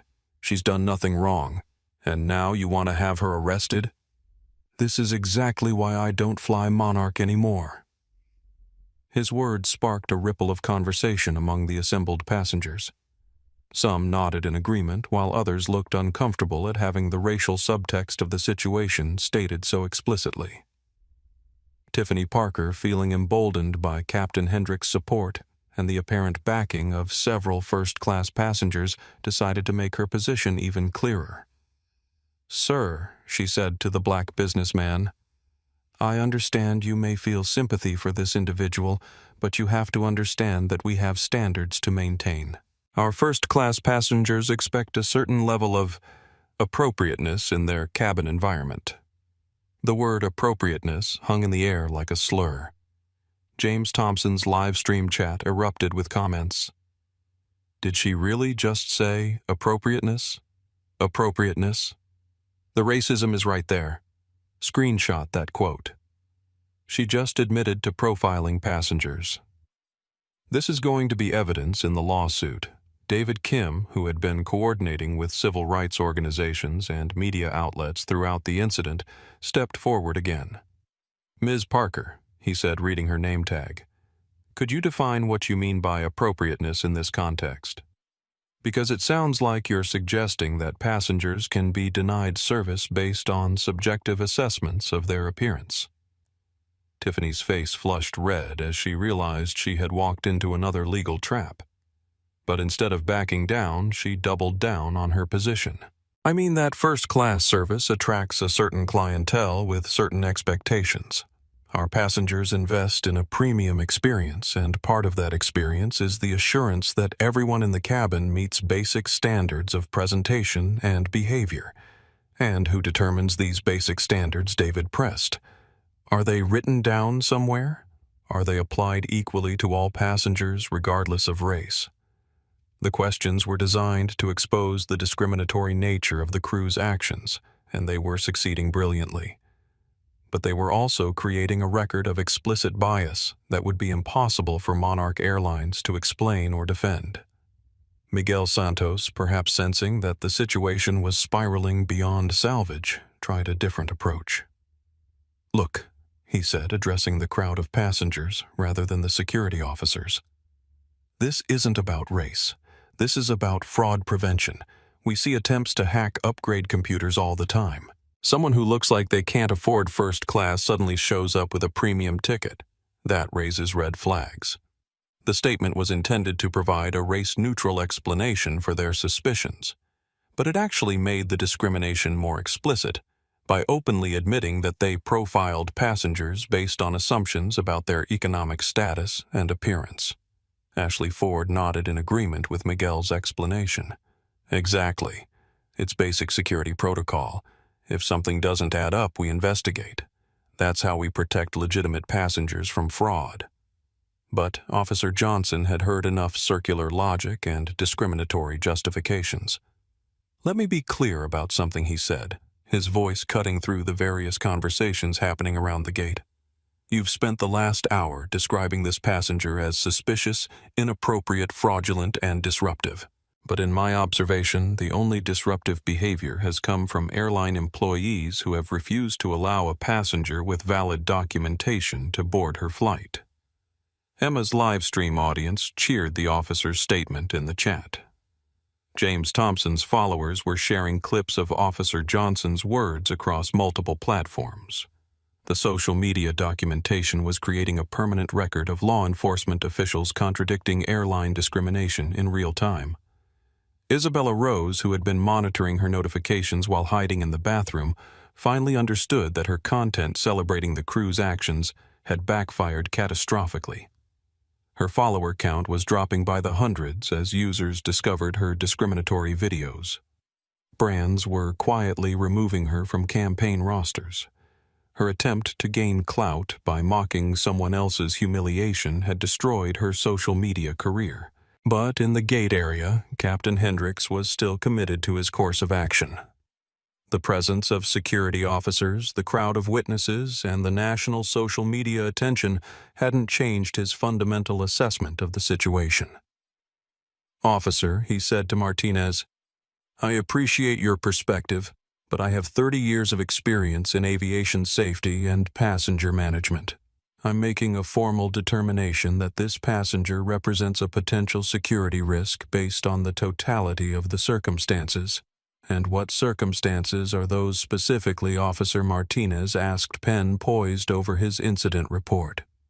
Captain Hendricks looked around the gate area, suddenly aware that hundreds of people were hanging on his every word, and that his response would be documented permanently across multiple platforms. "The circumstances," he said carefully, "include suspicious documentation patterns, failure to meet expected passenger profiles for premium cabin service, and the disruption created by her insistence on boarding despite legitimate crew concerns." It was bureaucratic language designed to obscure discriminatory intent, but everyone present understood exactly what he was saying. And more importantly, everyone present understood that they were witnessing a textbook example of how institutional racism operated, through coded language and subjective professional judgment. Alicia Davidson, still holding her phone conversation with Samantha Torres, finally looked up and made direct eye contact with Captain Hendricks. "Captain," she said quietly, her voice carrying clearly through the sudden silence. "Are you absolutely certain you want to have me arrested?" There was something in her tone, a calm certainty that didn't match her disheveled appearance, that should have given him pause. But Captain Hendricks had invested too much authority in his position to back down now. "Ma'am," he said firmly, "you've been given multiple opportunities to resolve this situation peacefully. You chose not to cooperate. Officer Martinez, please proceed with the removal." And as Officer Martinez reluctantly approached Alicia Davidson to comply with the captain's formal request, she spoke one final sentence into her phone that would change everything. "Sam," she said, her voice calm but carrying an undertone of steel, "it's time. Tell them exactly who they're about to arrest." The moment had arrived that Captain Hendricks had been building toward since he first laid eyes on Alicia Davidson. Officer Martinez approached with obvious reluctance, his hand resting uncomfortably on his radio as he prepared to carry out what he clearly believed was an unjust removal. "Ma'am," Officer Martinez said softly, his voice barely audible to the crowd of witnesses. "I'm very sorry about this, but I need to ask you to come with me." The apology was unprofessional and revealing. Security officers didn't typically express regret when removing passengers who posed legitimate safety threats. His words confirmed what everyone present already knew, that they were witnessing the enforcement of discrimination rather than legitimate security protocols. Emma Rodriguez's live stream had become must-see viewing for over 20,000 people worldwide. Her audience included journalists, civil rights activists, legal professionals, and ordinary citizens who were transfixed by this real-time documentation of institutional racism. "This is it," Emma whispered into her camera, her voice tight with emotion. "They're actually going to arrest her for the crime of being black in first class. This is happening in 2024 in America, on camera." James Thompson's stream had attracted attention from major news networks. CNN, ABC, and NBC producers were already in contact with him about using his footage on television. The incident was transitioning from viral social media content to breaking news coverage on major networks. The broader Monarch Airlines organization was in complete crisis mode. In their corporate headquarters in London, executives were fielding calls from international news outlets while watching their stock price fluctuate in real time as investors reacted to the viral footage. Board members were demanding answers about how a simple passenger boarding process had turned into a public relations catastrophe that was trending globally. The crisis management team had prepared for many scenarios, but they had never anticipated having to explain why their crew was having a passenger arrested for holding a valid ticket. Back at gate B12, Tiffany Parker watched with satisfaction as security finally prepared to remove the passenger she had been trying to get rid of for over an hour. In her mind, this vindicated her professional judgment and would serve as a warning to future passengers who tried to game the upgrade computer. "Thank you, Officer Tiffany," said her voice carrying a tone of professional relief. "I know this is never easy, but maintaining cabin standards is essential for passenger safety and satisfaction." Captain Hendricks nodded in agreement, his expression suggesting that he viewed this as an unfortunate but necessary conclusion to a regrettable incident. Miguel Santos and Ashley Ford flanked their senior colleagues, their body language conveying solidarity and mutual support. They had convinced themselves that they were protecting their company's reputation rather than destroying it. But as Officer Martinez reluctantly began to recite the standard language for airport removal, Alicia Davidson's phone conversation with Samantha Torres reached its conclusion. Sam Alicia said, her voice suddenly carrying an authority that hadn't been present throughout the entire confrontation. "Patch me through to the board chairman. Now." The change in her tone was subtle but unmistakable. For the first time since entering the terminal, Alicia Davidson sounded like someone accustomed to being obeyed rather than questioned. Samantha Torres, working from Monarch Airlines corporate headquarters in London, had spent the past hour coordinating with legal teams, communications specialists, and board members as they watched their company's reputation implode in real time across every social media platform. Alicia Samantha said, her voice carrying clearly through the phone's speaker, "Sir Geoffrey is standing by. Legal wants to know if you're ready to proceed with Option 7. Option 7 meant nothing to the crew members, security officers, or passengers listening to the conversation, but it was corporate code for the nuclear option, the complete exposure of executive ownership when discrimination had reached levels that threatened the entire organization. "Yes," Alicia said simply. "Execute immediately." Officer Martinez, who had been in the process of asking Alicia to gather her belongings for removal, stopped mid-sentence as he registered the change in her demeanor and the corporate terminology she was using. David Kim, who had been documenting the incident for civil rights organizations, noticed the shift immediately. As a technology executive himself, he recognized the language of corporate crisis management when he heard it. Officer Martinez David said urgently, "I think you should pause the removal process. Something significant is about to happen here." But Captain Hendricks was too committed to his course of action to be deterred by mysterious phone conversations or last-minute interventions from passengers. "Officer, please proceed," Captain Hendricks said firmly. "We've already been delayed too long by this situation." However, before Officer Martinez could continue with the removal, 3 new figures appeared at Gate B12. They were wearing crisp suits with Monarch Airlines corporate identification badges, and they moved with the purposeful authority of people accustomed to handling crisis situations. The lead figure was a tall woman with silver hair who approached the assembled group with the confidence of someone who outranked everyone present. Her badge identified her as Sarah Chen, Corporate Security Director. Behind her were 2 men in similar attire whose badges indicated they were from Monarch's legal and communications departments. Their presence suggested that whatever was about to happen had been coordinated at the highest levels of the organization.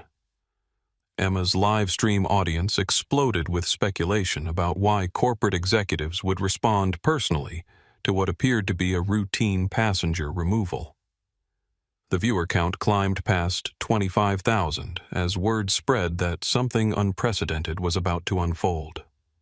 Sarah Chen approached Captain Hendricks with an expression that suggested she was not pleased with what she had observed during her approach to the gate. "Captain Hendricks," she said, her voice cutting through the ambient noise of the terminal, "I need you to step aside immediately. This situation is now under direct corporate management." The intervention was unprecedented. Corporate security directors didn't typically appear at gate-level passenger disputes unless something extraordinary was happening. Captain Hendricks, confused but still confident in his authority, faced the corporate representative with the same certainty he had shown throughout the incident. "Ms. Chen," he said, reading her badge, "I appreciate corporate's interest, but this is an operational safety matter under my direct authority as pilot in command. I've made a determination that this passenger should be removed for the safety and security of the flight." Sarah Chen looked at Captain Hendricks with an expression that suggested she was viewing someone who had just destroyed his career without realizing it. "Captain," she said quietly, "do you have any idea who you've just requested to have arrested?" The question hung in the air like a bomb waiting to explode. For the first time since the confrontation began, Captain Hendricks looked uncertain.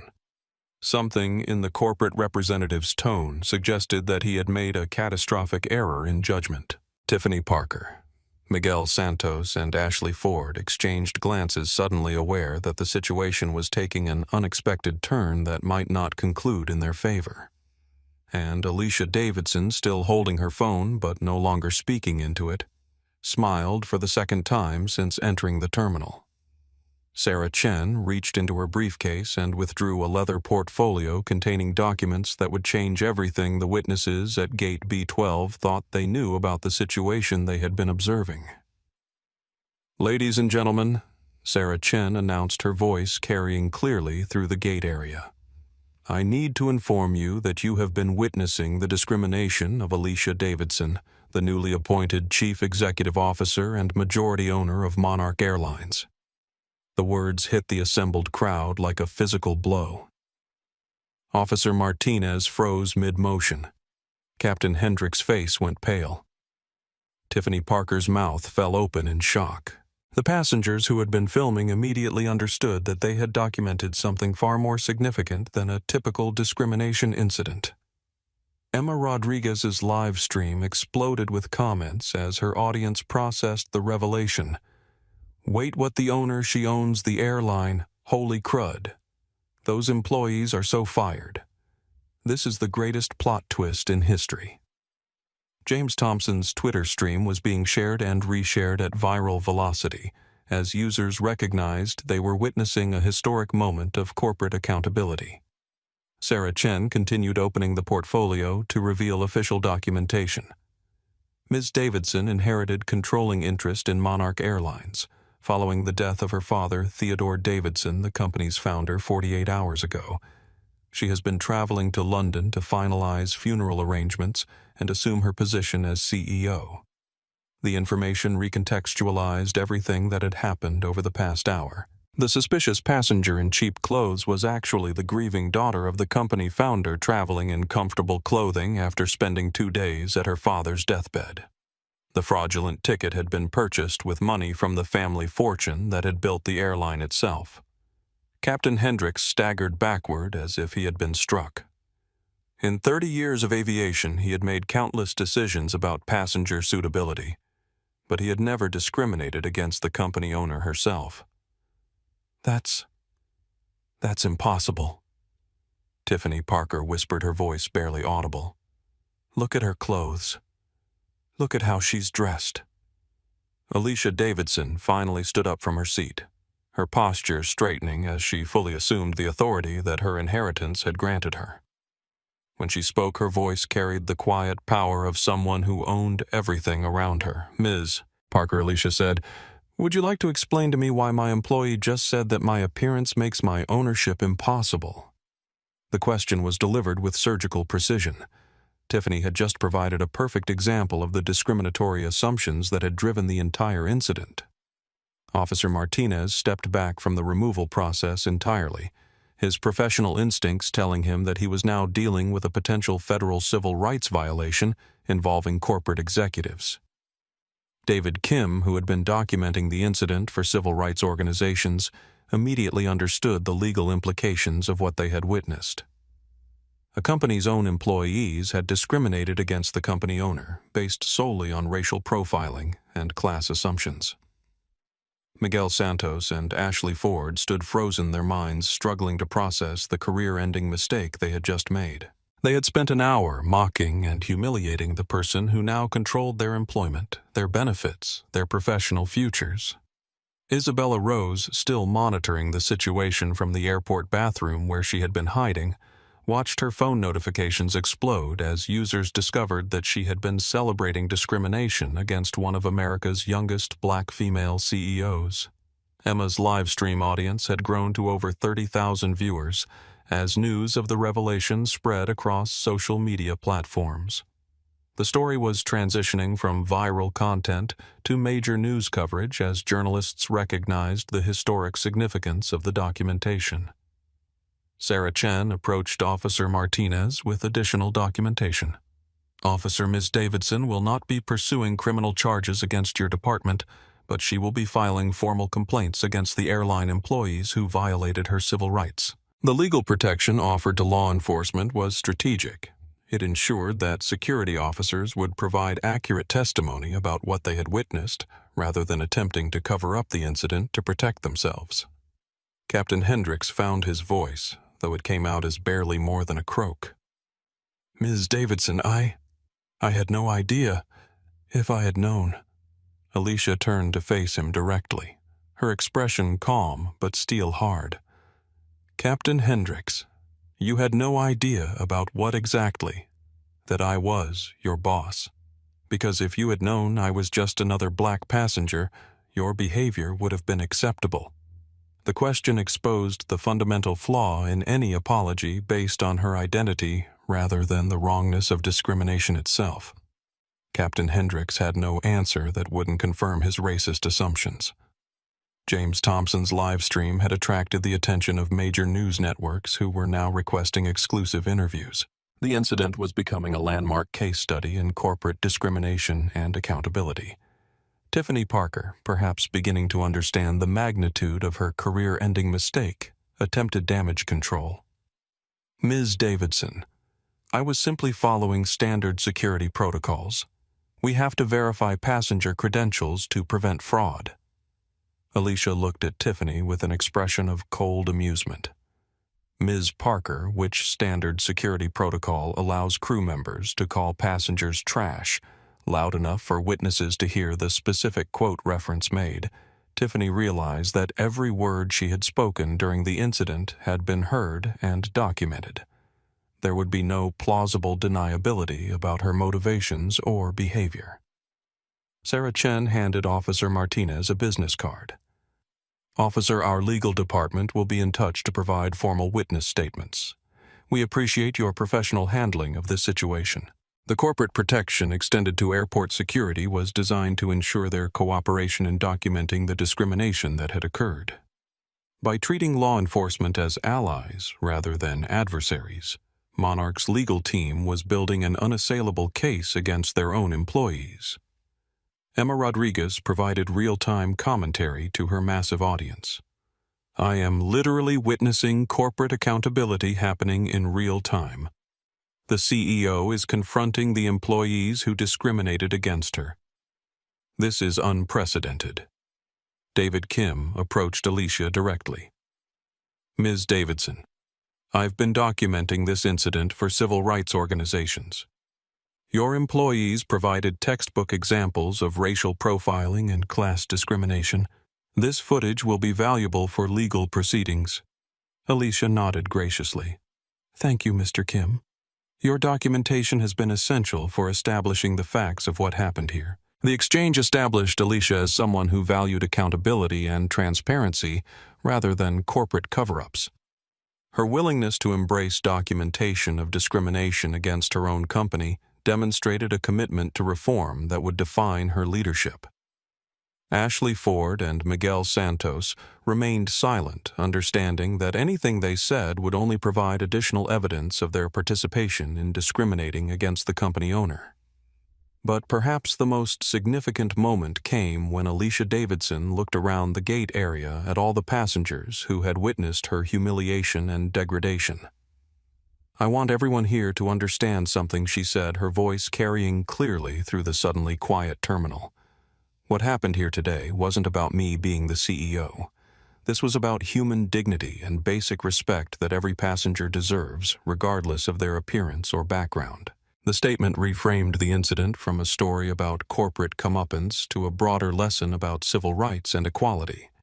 Alicia was using her platform not for personal vindication, but for social justice education. Emma's audience responded with overwhelming support for her message. Comments flooded the live stream. She's using her power for good. This is how you handle discrimination. What a leader, focusing on justice, not just her own situation. And as Alicia Davidson prepared to board the aircraft that she now owned, everyone present understood that they had witnessed something historic. Not just the exposure of workplace discrimination, but the birth of a new kind of corporate leadership that prioritized justice over profits. The revelation of Alicia Davidson's identity had transformed Gate B12 from a site of discrimination into a courtroom where justice would be administered swiftly and publicly. Sarah Chen opened a second portfolio containing termination documents that had been prepared during the corporate emergency response to the viral incident. Effective immediately, Sarah Chen announced, her voice carrying the authority of corporate justice. The following Monarch Airlines employees are terminated for violation of civil rights policies, discriminatory conduct, and damage to corporate reputation. The formal language of corporate accountability was about to become very personal for the crew members who had spent an hour humiliating their company's owner. Tiffany Parker, Sarah Chen read from the official documentation, "You are terminated for racial profiling, discriminatory denial of service use of derogatory language toward passengers, and abuse of authority. Your employment with Monarch Airlines is ended effective immediately." Tiffany's face went through a range of emotions: shock, disbelief, anger, and finally devastating recognition of what she had lost. In 8 years with Monarch, she had built a career in premium airline service. She had earned respect from colleagues, authority over passengers, and a salary that supported a comfortable lifestyle. All of it was gone because she had looked at a black woman in comfortable clothes and decided she didn't belong in first class. "Security will escort you from the premises," Sarah Chen continued. "Your badge keys and access credentials are immediately revoked. You are prohibited from entering any Monarch Airlines property pending completion of civil rights violation investigations." Emma Rodriguez's live stream audience watched in real time as corporate accountability was administered publicly and immediately. The viewer count had climbed past 35,000 as news of the incident spread across social media platforms. Miguel Santos, Sarah Chen, continued consulting her documentation. "You are terminated for participation in discriminatory conduct, violation of passenger dignity standards, and public statements that bring discredit to the company." Miguel, who had been confident in his professional judgment just minutes before, now faced the reality that his agreement with Tiffany's discrimination had cost him his career in aviation. His statements about passenger profiles and cabin standards were now documented evidence of institutional bias. Ashley Ford, "You are terminated for discriminatory commentary, unprofessional conduct, and violation of company policies regarding respectful passenger treatment." Ashley's brief moment of joining the discrimination against Alicia had destroyed her 3-year career with Monarch. Her comments about Goodwill Clothing and her support for denying service based on appearance were now part of a permanent record that would follow her to any future employer in the airline industry. James Thompson's Twitter stream had become a primary source for major news outlets covering the story. His documentation was being shared by CNN, ABC, and NBC as they prepared breaking news coverage of the unprecedented corporate accountability. But the most significant termination was yet to come. Captain Robert Hendricks, Sarah Chen, said, her voice taking on an even more serious tone. "You are terminated for violation of federal civil rights laws, abuse of pilot-in-command authority, and conduct that exposes the company to significant legal liability." Captain Hendricks's termination carried implications far beyond losing a job. As pilot-in-command, his discriminatory actions potentially violated federal aviation regulations and civil rights laws. His pilot's license could be reviewed by the FAA. His ability to work in aviation anywhere in the world was now in question. 30 years of building a career in commercial aviation had been destroyed by his decision to discriminate against a passenger based on her appearance. David Kim, who had been coordinating with civil rights organizations throughout the incident, approached Sarah Chen with contact information for legal advocacy groups. Ms. Chen David said several civil rights organizations want to ensure that this incident is documented properly for potential federal investigation. They're particularly interested in whether this represents a pattern of discrimination at Monarch. Sarah Chen accepted the contact information professionally. "Mr. Kim, thank you for your advocacy. Ms. Davidson is committed to full transparency and cooperation with any civil rights investigations." The exchange established that the company's new leadership would embrace accountability rather than attempting to cover up discriminatory practices. Officer Martinez and Officer Johnson, who had been uncomfortable with the removal request from the beginning, were now providing detailed incident reports to their supervisors about the discrimination they had witnessed.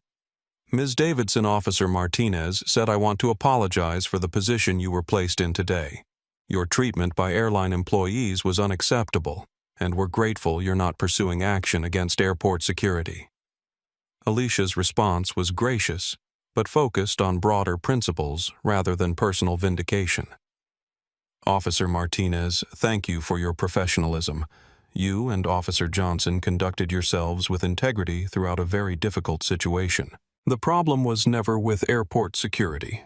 It was with airline employees who forgot that respect should never depend on appearance or assumptions. Emma's live stream audience responded positively to Alicia's leadership approach. She's not vindictive. She's focused on justice. This is what real leadership looks like. She's building bridges, not burning them. Meanwhile, Sophia Martinez and Brad Wilson, the check-in agents who had started Alicia's humiliation at the Elite Services counter, were receiving termination calls from corporate headquarters.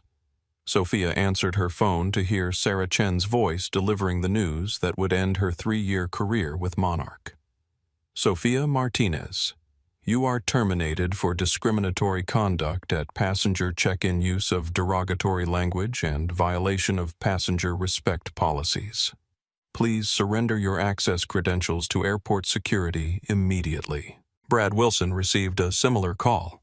His employment ended for participating in discrimination and failing to provide appropriate customer service to passengers regardless of appearance.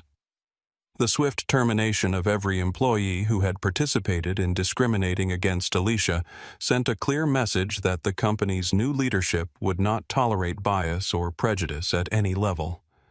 Isabella Rose, still monitoring the situation from her bathroom hiding place, watched her social media career implode as users discovered her videos celebrating discrimination against one of America's youngest black female CEOs. Her follower count was dropping by the thousands as brands canceled partnerships and sponsorship deals. Her attempt to gain clout by mocking someone else's humiliation had backfired catastrophically. But perhaps the most significant consequence was the message that the immediate termination sent to Monarch Airlines employees worldwide. In corporate offices, airport lounges, aircraft cabins, and maintenance facilities across the globe, employees were receiving emergency communications about the JFK incident and its consequences. The message was clear: discrimination would be met with immediate termination regardless of seniority or position. The company's new leadership prioritized civil rights over employee protection. Sarah Chen approached Alicia with the final documentation. Ms. Davidson, all terminations have been executed. Legal is preparing comprehensive civil rights violation reports, and communications is coordinating with media outlets to ensure accurate reporting of the company's response. Alicia nodded, but her focus remained on the broader implications rather than the specific punishments. Sarah, she said, I want a comprehensive review of hiring practices, training programs, and corporate culture initiatives. What happened today wasn't an isolated incident.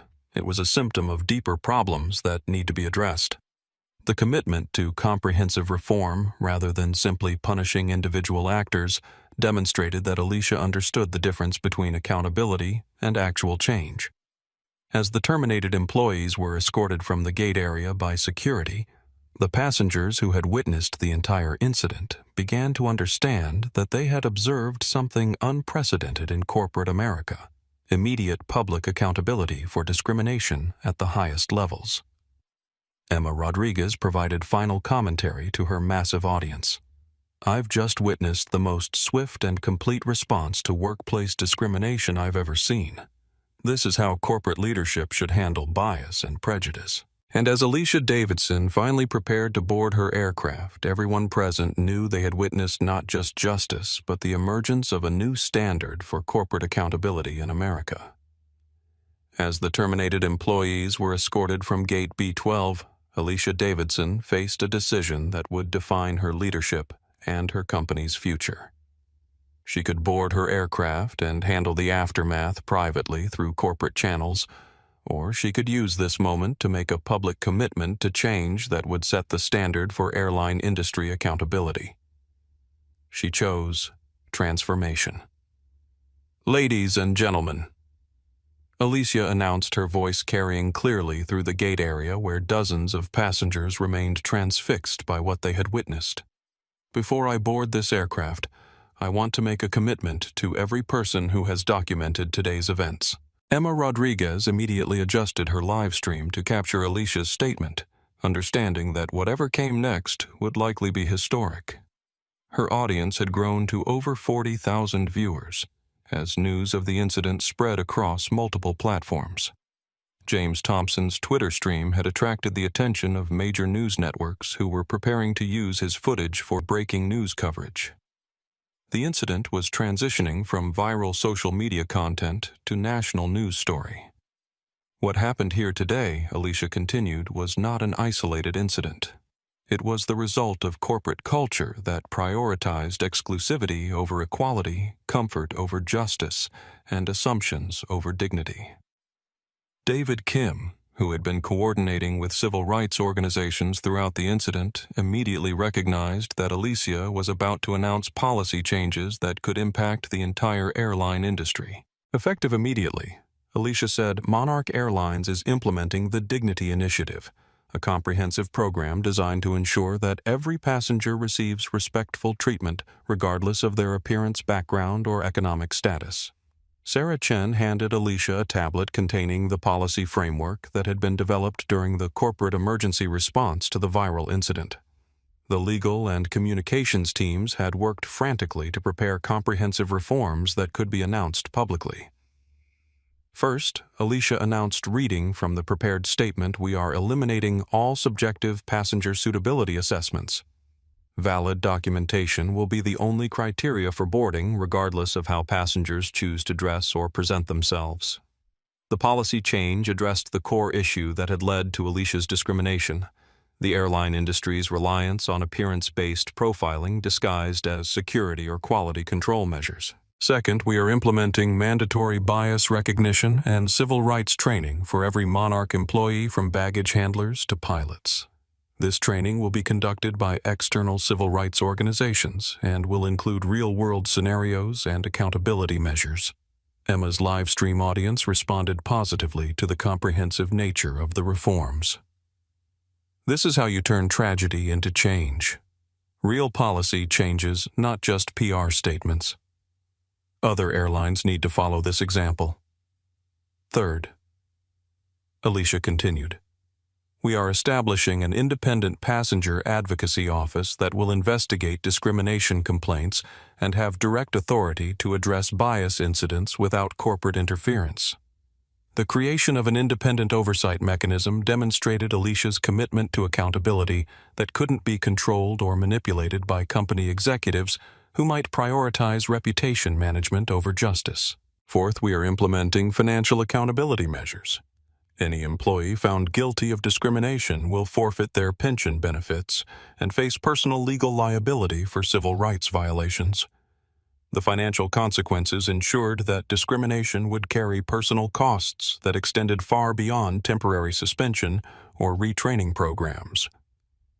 James Thompson's audience was sharing clips of Alicia's announcement across multiple platforms, creating a viral moment of corporate accountability that was being praised by civil rights organizations and policy experts. Finally, Alicia announced, "We are making these reforms open source. Any airline, hotel, transportation company, or hospitality business can access our training materials, policy frameworks, and implementation guides free of charge." The decision to share reform strategies rather than keeping them proprietary demonstrated that Alicia's primary goal was industry transformation rather than competitive advantage. David Kim approached Alicia as she concluded her announcement. Ms. Davidson's civil rights organizations are calling this the most comprehensive corporate response to discrimination they've seen in decades. Are you prepared for other companies to be measured against this standard? Alicia's response was immediate and confident. Mr. Kim, I hope every company will be measured against these standards. My father built this airline to connect people and cultures. Discrimination does the opposite. It divides and excludes. We're committed to being part of the solution. Officer Martinez, who had handled the security response professionally throughout the incident, stepped forward to offer additional support. Ms. Davidson, if you need law enforcement testimony for any federal investigations or policy development. Officer Johnson and I are prepared to provide detailed accounts of what we witnessed here today. The offer of law enforcement cooperation demonstrated that Alicia's handling of the incident had earned respect from professional security personnel who understood the difference between legitimate safety concerns and discriminatory profiling. Sarah Chen approached with information about media response to the announcement. Alicia, we're receiving interview requests from CNN, ABC, NBC, CBS, and international outlets. The story is trending globally, and policy experts are calling your announcement a watershed moment for corporate accountability. But perhaps the most significant response came from the passengers who had witnessed the entire incident. As Alicia finally prepared to board her aircraft, they began applauding, not the performative applause of corporate events, but the genuine appreciation of people who had seen justice administered and change promised. Emma Rodriguez provided final commentary to her massive audience. I came here today to film luxury travel content. Instead, I documented the birth of a new standard for corporate accountability. This is how leaders should respond to discrimination, with immediate action, comprehensive reform, and transparent commitment to change. Isabella Rose, whose discriminatory videos had destroyed her social media career, posted a final apology video that received minimal engagement. Her attempt to capitalize on someone else's humiliation had ended her influencer career permanently.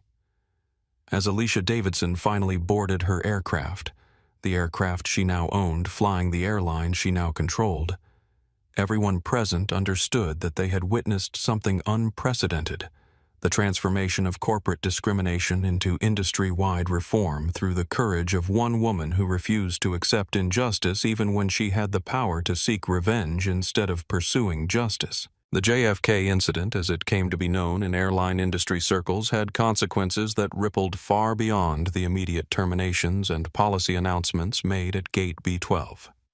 6 months after Alicia Davidson's public humiliation became a catalyst for corporate transformation, the effects were being felt throughout the transportation industry and beyond. Tiffany Parker discovered that employment in the airline industry had become impossible for her. The viral footage of her discriminating against the company owner had made her unemployable at every major carrier.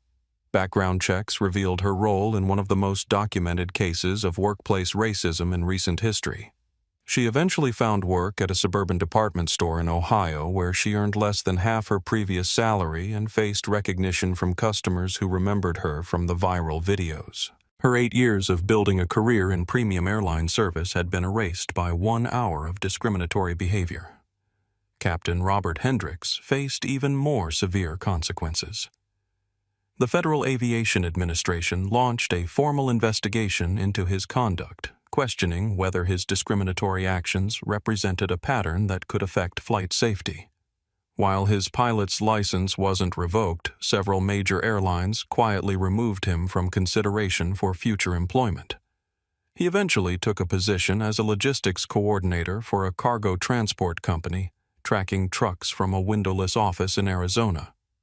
Every time an aircraft flew overhead, he was reminded of the career he had destroyed through his own prejudice and poor judgment. Miguel Santos and Ashley Ford both struggled to find employment in customer service roles. The viral documentation of their participation in discrimination had created a permanent record that employers could easily discover during background checks.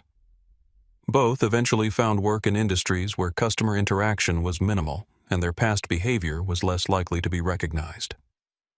Isabella Rose's influencer career never recovered from her celebration of discrimination against one of America's youngest black female CEOs. Her follower count dropped from 200,000 to fewer than 15,000, and brand partnerships disappeared entirely. She was forced to sell her luxury apartment and take a conventional job, learning too late that internet fame built on mocking others' humiliation was inherently unstable. But perhaps the most significant long-term consequence was the industry-wide change that Alicia Davidson's reforms had inspired. The Dignity Initiative became a model that was adopted by airlines, hotels, restaurants, and other hospitality businesses across the globe. United Airlines implemented similar bias training requirements. Hilton Hotels created passenger advocacy offices. Even luxury brands began reviewing their customer service protocols to ensure that assumptions about appearance didn't lead to discriminatory treatment. The federal government took notice as well. The Department of Transportation launched an industry-wide review of airline passenger treatment policies, using Monarch's reforms as a baseline for regulatory requirements. Congress held hearings on discrimination in transportation that featured testimony from passengers who had documented bias incidents across multiple carriers. Civil rights organizations used the JFK incident as a template for corporate accountability campaigns. The immediate public response to discrimination became the standard against which other companies' crisis management was measured. David Kim, who had documented the incident and coordinated with civil rights groups, was invited to speak at corporate diversity conferences about the power of witness testimony and social media documentation in fighting discrimination. His live streams from Gate B12 became case study material in business schools and civil rights law programs. Emma Rodriguez leveraged her documentation of the incident into a new career as a civil rights travel blogger. Her authentic reporting and commitment to justice attracted a larger, more engaged audience than her previous luxury content ever had. She became a voice for accountability in the travel industry. Officer Martinez and Officer Johnson received commendations from their department for their professional handling of a discrimination incident. Their refusal to participate in racial profiling was cited as an example of proper law enforcement response to civil rights violations. James Thompson's Twitter documentation was archived by multiple universities and civil rights organizations as an example of how social media could serve as a tool for justice and accountability. His footage was used in documentaries and educational programs about modern civil rights activism. The gate area at JFK where the incident occurred was eventually renamed the Theodore Davidson Memorial Gate in honor of Alicia's father and the values he had tried to instill in his company. A small plaque commemorated the moment when corporate discrimination was transformed into industry-wide reform through the courage of one woman who refused to accept injustice. But perhaps most importantly, the incident established a new principle in corporate America that discrimination would face immediate public consequences, regardless of the perpetrator's position or seniority. The age of covering up bias and protecting discriminatory employees was ending, replaced by transparency and accountability. 6 months after the JFK incident transformed Monarch Airlines and influenced industry-wide reform, Alicia Davidson was traveling again. This time she was flying from London to Tokyo for the International Summit on Ethical Travel, a conference that had been inspired partly by her company's response to workplace discrimination. The London Heathrow departure experience was dramatically different from her previous journey. Check-in agents smiled warmly at all passengers regardless of their appearance. Gate staff treated every traveler with professional courtesy. The culture of exclusivity and judgment that had characterized luxury air travel was being replaced by genuine hospitality that honored dignity over assumptions. Alicia walked through the terminal wearing the same gray hoodie and comfortable jeans that had sparked her humiliation at JFK. But this time her casual attire was a deliberate choice rather than a product of grief and exhaustion. She was testing her own airline's commitment to the reforms she had implemented, ensuring that the changes were real rather than superficial. The response from Monarch employees was everything she had hoped for. Check-in agents processed her documentation with the same professionalism they showed every passenger. Gate staff welcomed her to board without questioning her appearance or making assumptions about her financial capacity to afford first-class service. But the most meaningful moment came as she settled into Seat 1A, the same premium suite designation that had sparked an hour of discrimination at JFK. As she arranged her belongings and prepared for departure, a commotion at the cabin entrance caught her attention. A young man, probably in his early 20s, stood at the entrance to first class looking confused and slightly overwhelmed. He was wearing a backpack and a denim jacket that had seen better days. His jeans were clean but clearly worn, and his sneakers showed the signs of extensive use. He held his boarding pass uncertainly, clearly uncomfortable with the luxury surrounding him. "I think I was upgraded," the young man said to the flight attendant, his voice betraying both excitement and insecurity. "But I don't really look like I belong here." He glanced around the first-class cabin, taking in the business executives in expensive suits and luxury accessories. His body language suggested he was ready to retreat to economy class rather than risk the embarrassment of being told he didn't belong. The flight attendant who approached him was Carlos Rivera, a 29-year-old Hispanic crew member who had been hired during Monarch's post-incident recruitment drive. Carlos had been specifically trained in the Dignity Initiative protocols and understood that passenger respect was non-negotiable, regardless of appearance or background. Carlos didn't look at the young man's worn jacket or scuffed shoes. He didn't make assumptions about his ability to afford first-class service. Instead, he looked directly at the boarding pass and then made eye contact with a brilliant, welcoming smile. Mr. Thompson Carlos said warmly, reading the name from the ticket, "Welcome to first class." "You belong exactly where your ticket says you do. Let me take that heavy backpack for you and show you to your suite." Carlos treated the young man like a visiting dignitary, helping him with his belongings and explaining the cabin amenities with genuine enthusiasm. He didn't patronize or overcompensate. He simply provided the same level of service that every first-class passenger deserved. Alicia watched the interaction from her seat, feeling a lump form in her throat. This was what her father had envisioned when he built Monarch Airlines, a company that connected people across cultures and economic backgrounds without judgment or prejudice. She reached into her bag and pulled out a small framed photograph of Theodore Davidson, taken during the early days of the airline, when he was still fighting to establish his vision of inclusive luxury travel. She placed it on the side table next to her seat. "We did it, Dad." She thought, her eyes misting slightly as she watched Carlos continue to provide exceptional service to every passenger regardless of their appearance or background. "We cleaned house and rebuilt the foundation." The young passenger, whose name was apparently David Thompson, was now settled comfortably in his first-class suite. He looked around with wonder and gratitude, understanding that he was experiencing something special, not just because of the luxury amenities, but because of the respect and dignity with which he had been treated. As the aircraft pushed back from the gate and prepared for takeoff, Alicia reflected on the journey that had brought her to this moment. 6 months earlier, she had been a grieving daughter, wearing the same clothes, facing discrimination and humiliation from employees of her own company. Today, she was witnessing the fulfillment of reforms that had transformed not just Monarch Airlines, but the entire hospitality industry. The engines roared to life with the sound of freedom, connection, and possibility. As the aircraft lifted off, carrying passengers of all backgrounds who were being treated with equal dignity and respect, Alicia understood that her father's legacy was finally being fulfilled.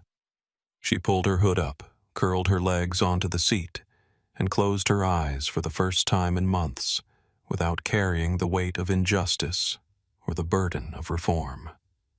The peace she had been searching for since her father's death was finally within reach. The aircraft climbed through the clouds, carrying its diverse passengers toward their destinations. But more importantly, it carried the promise that air travel could be both luxurious and inclusive, that dignity didn't depend on designer labels, and that respect was a right rather than a privilege. Alicia Davidson had changed the world one hoodie at a time, proving that true class isn't about what you wear. It's about how you treat people who can do nothing for you. The crew who had once laughed at her appearance had learned the hardest lesson of all: when you judge someone by their appearance, you usually end up revealing the ugliness of your own character. And that is how Alicia Davidson transformed an industry and redefined corporate accountability through quiet dignity and unwavering principle. She showed us that true leadership isn't about seeking revenge. It's about creating change that ensures others won't face the same injustice. The crew of Flight 802 thought they were humiliating a nobody in cheap clothes. Instead, they ended up crowning a queen who would use her power to protect everyone who came after her.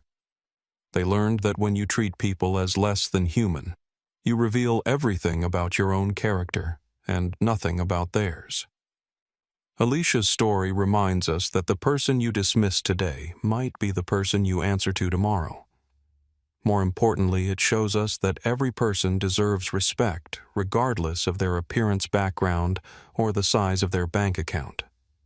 Dignity isn't earned through designer clothes or expensive accessories. It's a birthright that belongs to every human being. If this story moved you, if you cheered for justice and felt the power of accountability, please hit that like button and subscribe to our channel. Share this story with someone who needs to hear it, because change only happens when we refuse to stay silent in the face of injustice. We upload powerful stories like this every single week that will inspire you, make you think, and remind you that good always triumphs over evil. So make sure you hit that notification bell so you never miss when we drop new content. Next week, we have an incredible story about a homeless veteran who walks into a luxury restaurant only to reveal he's the owner's father. The staff's reaction will blow your mind, and the ending will have you in tears. If you enjoyed this story, you'll also love our video about the janitor who was mocked by executives until they discovered he was the company's new owner. And don't miss our story about the teacher who was fired for standing up to bullying, only to return as the school district's new superintendent. The links to both of those amazing stories are in the description below. Until then, treat each other with kindness, stand up for what's right, and never forget that true class comes from character, not clothing. Remember, you never know who you're talking to, so treat everyone with the respect they deserve. Thanks for watching, and we'll see you in the next story.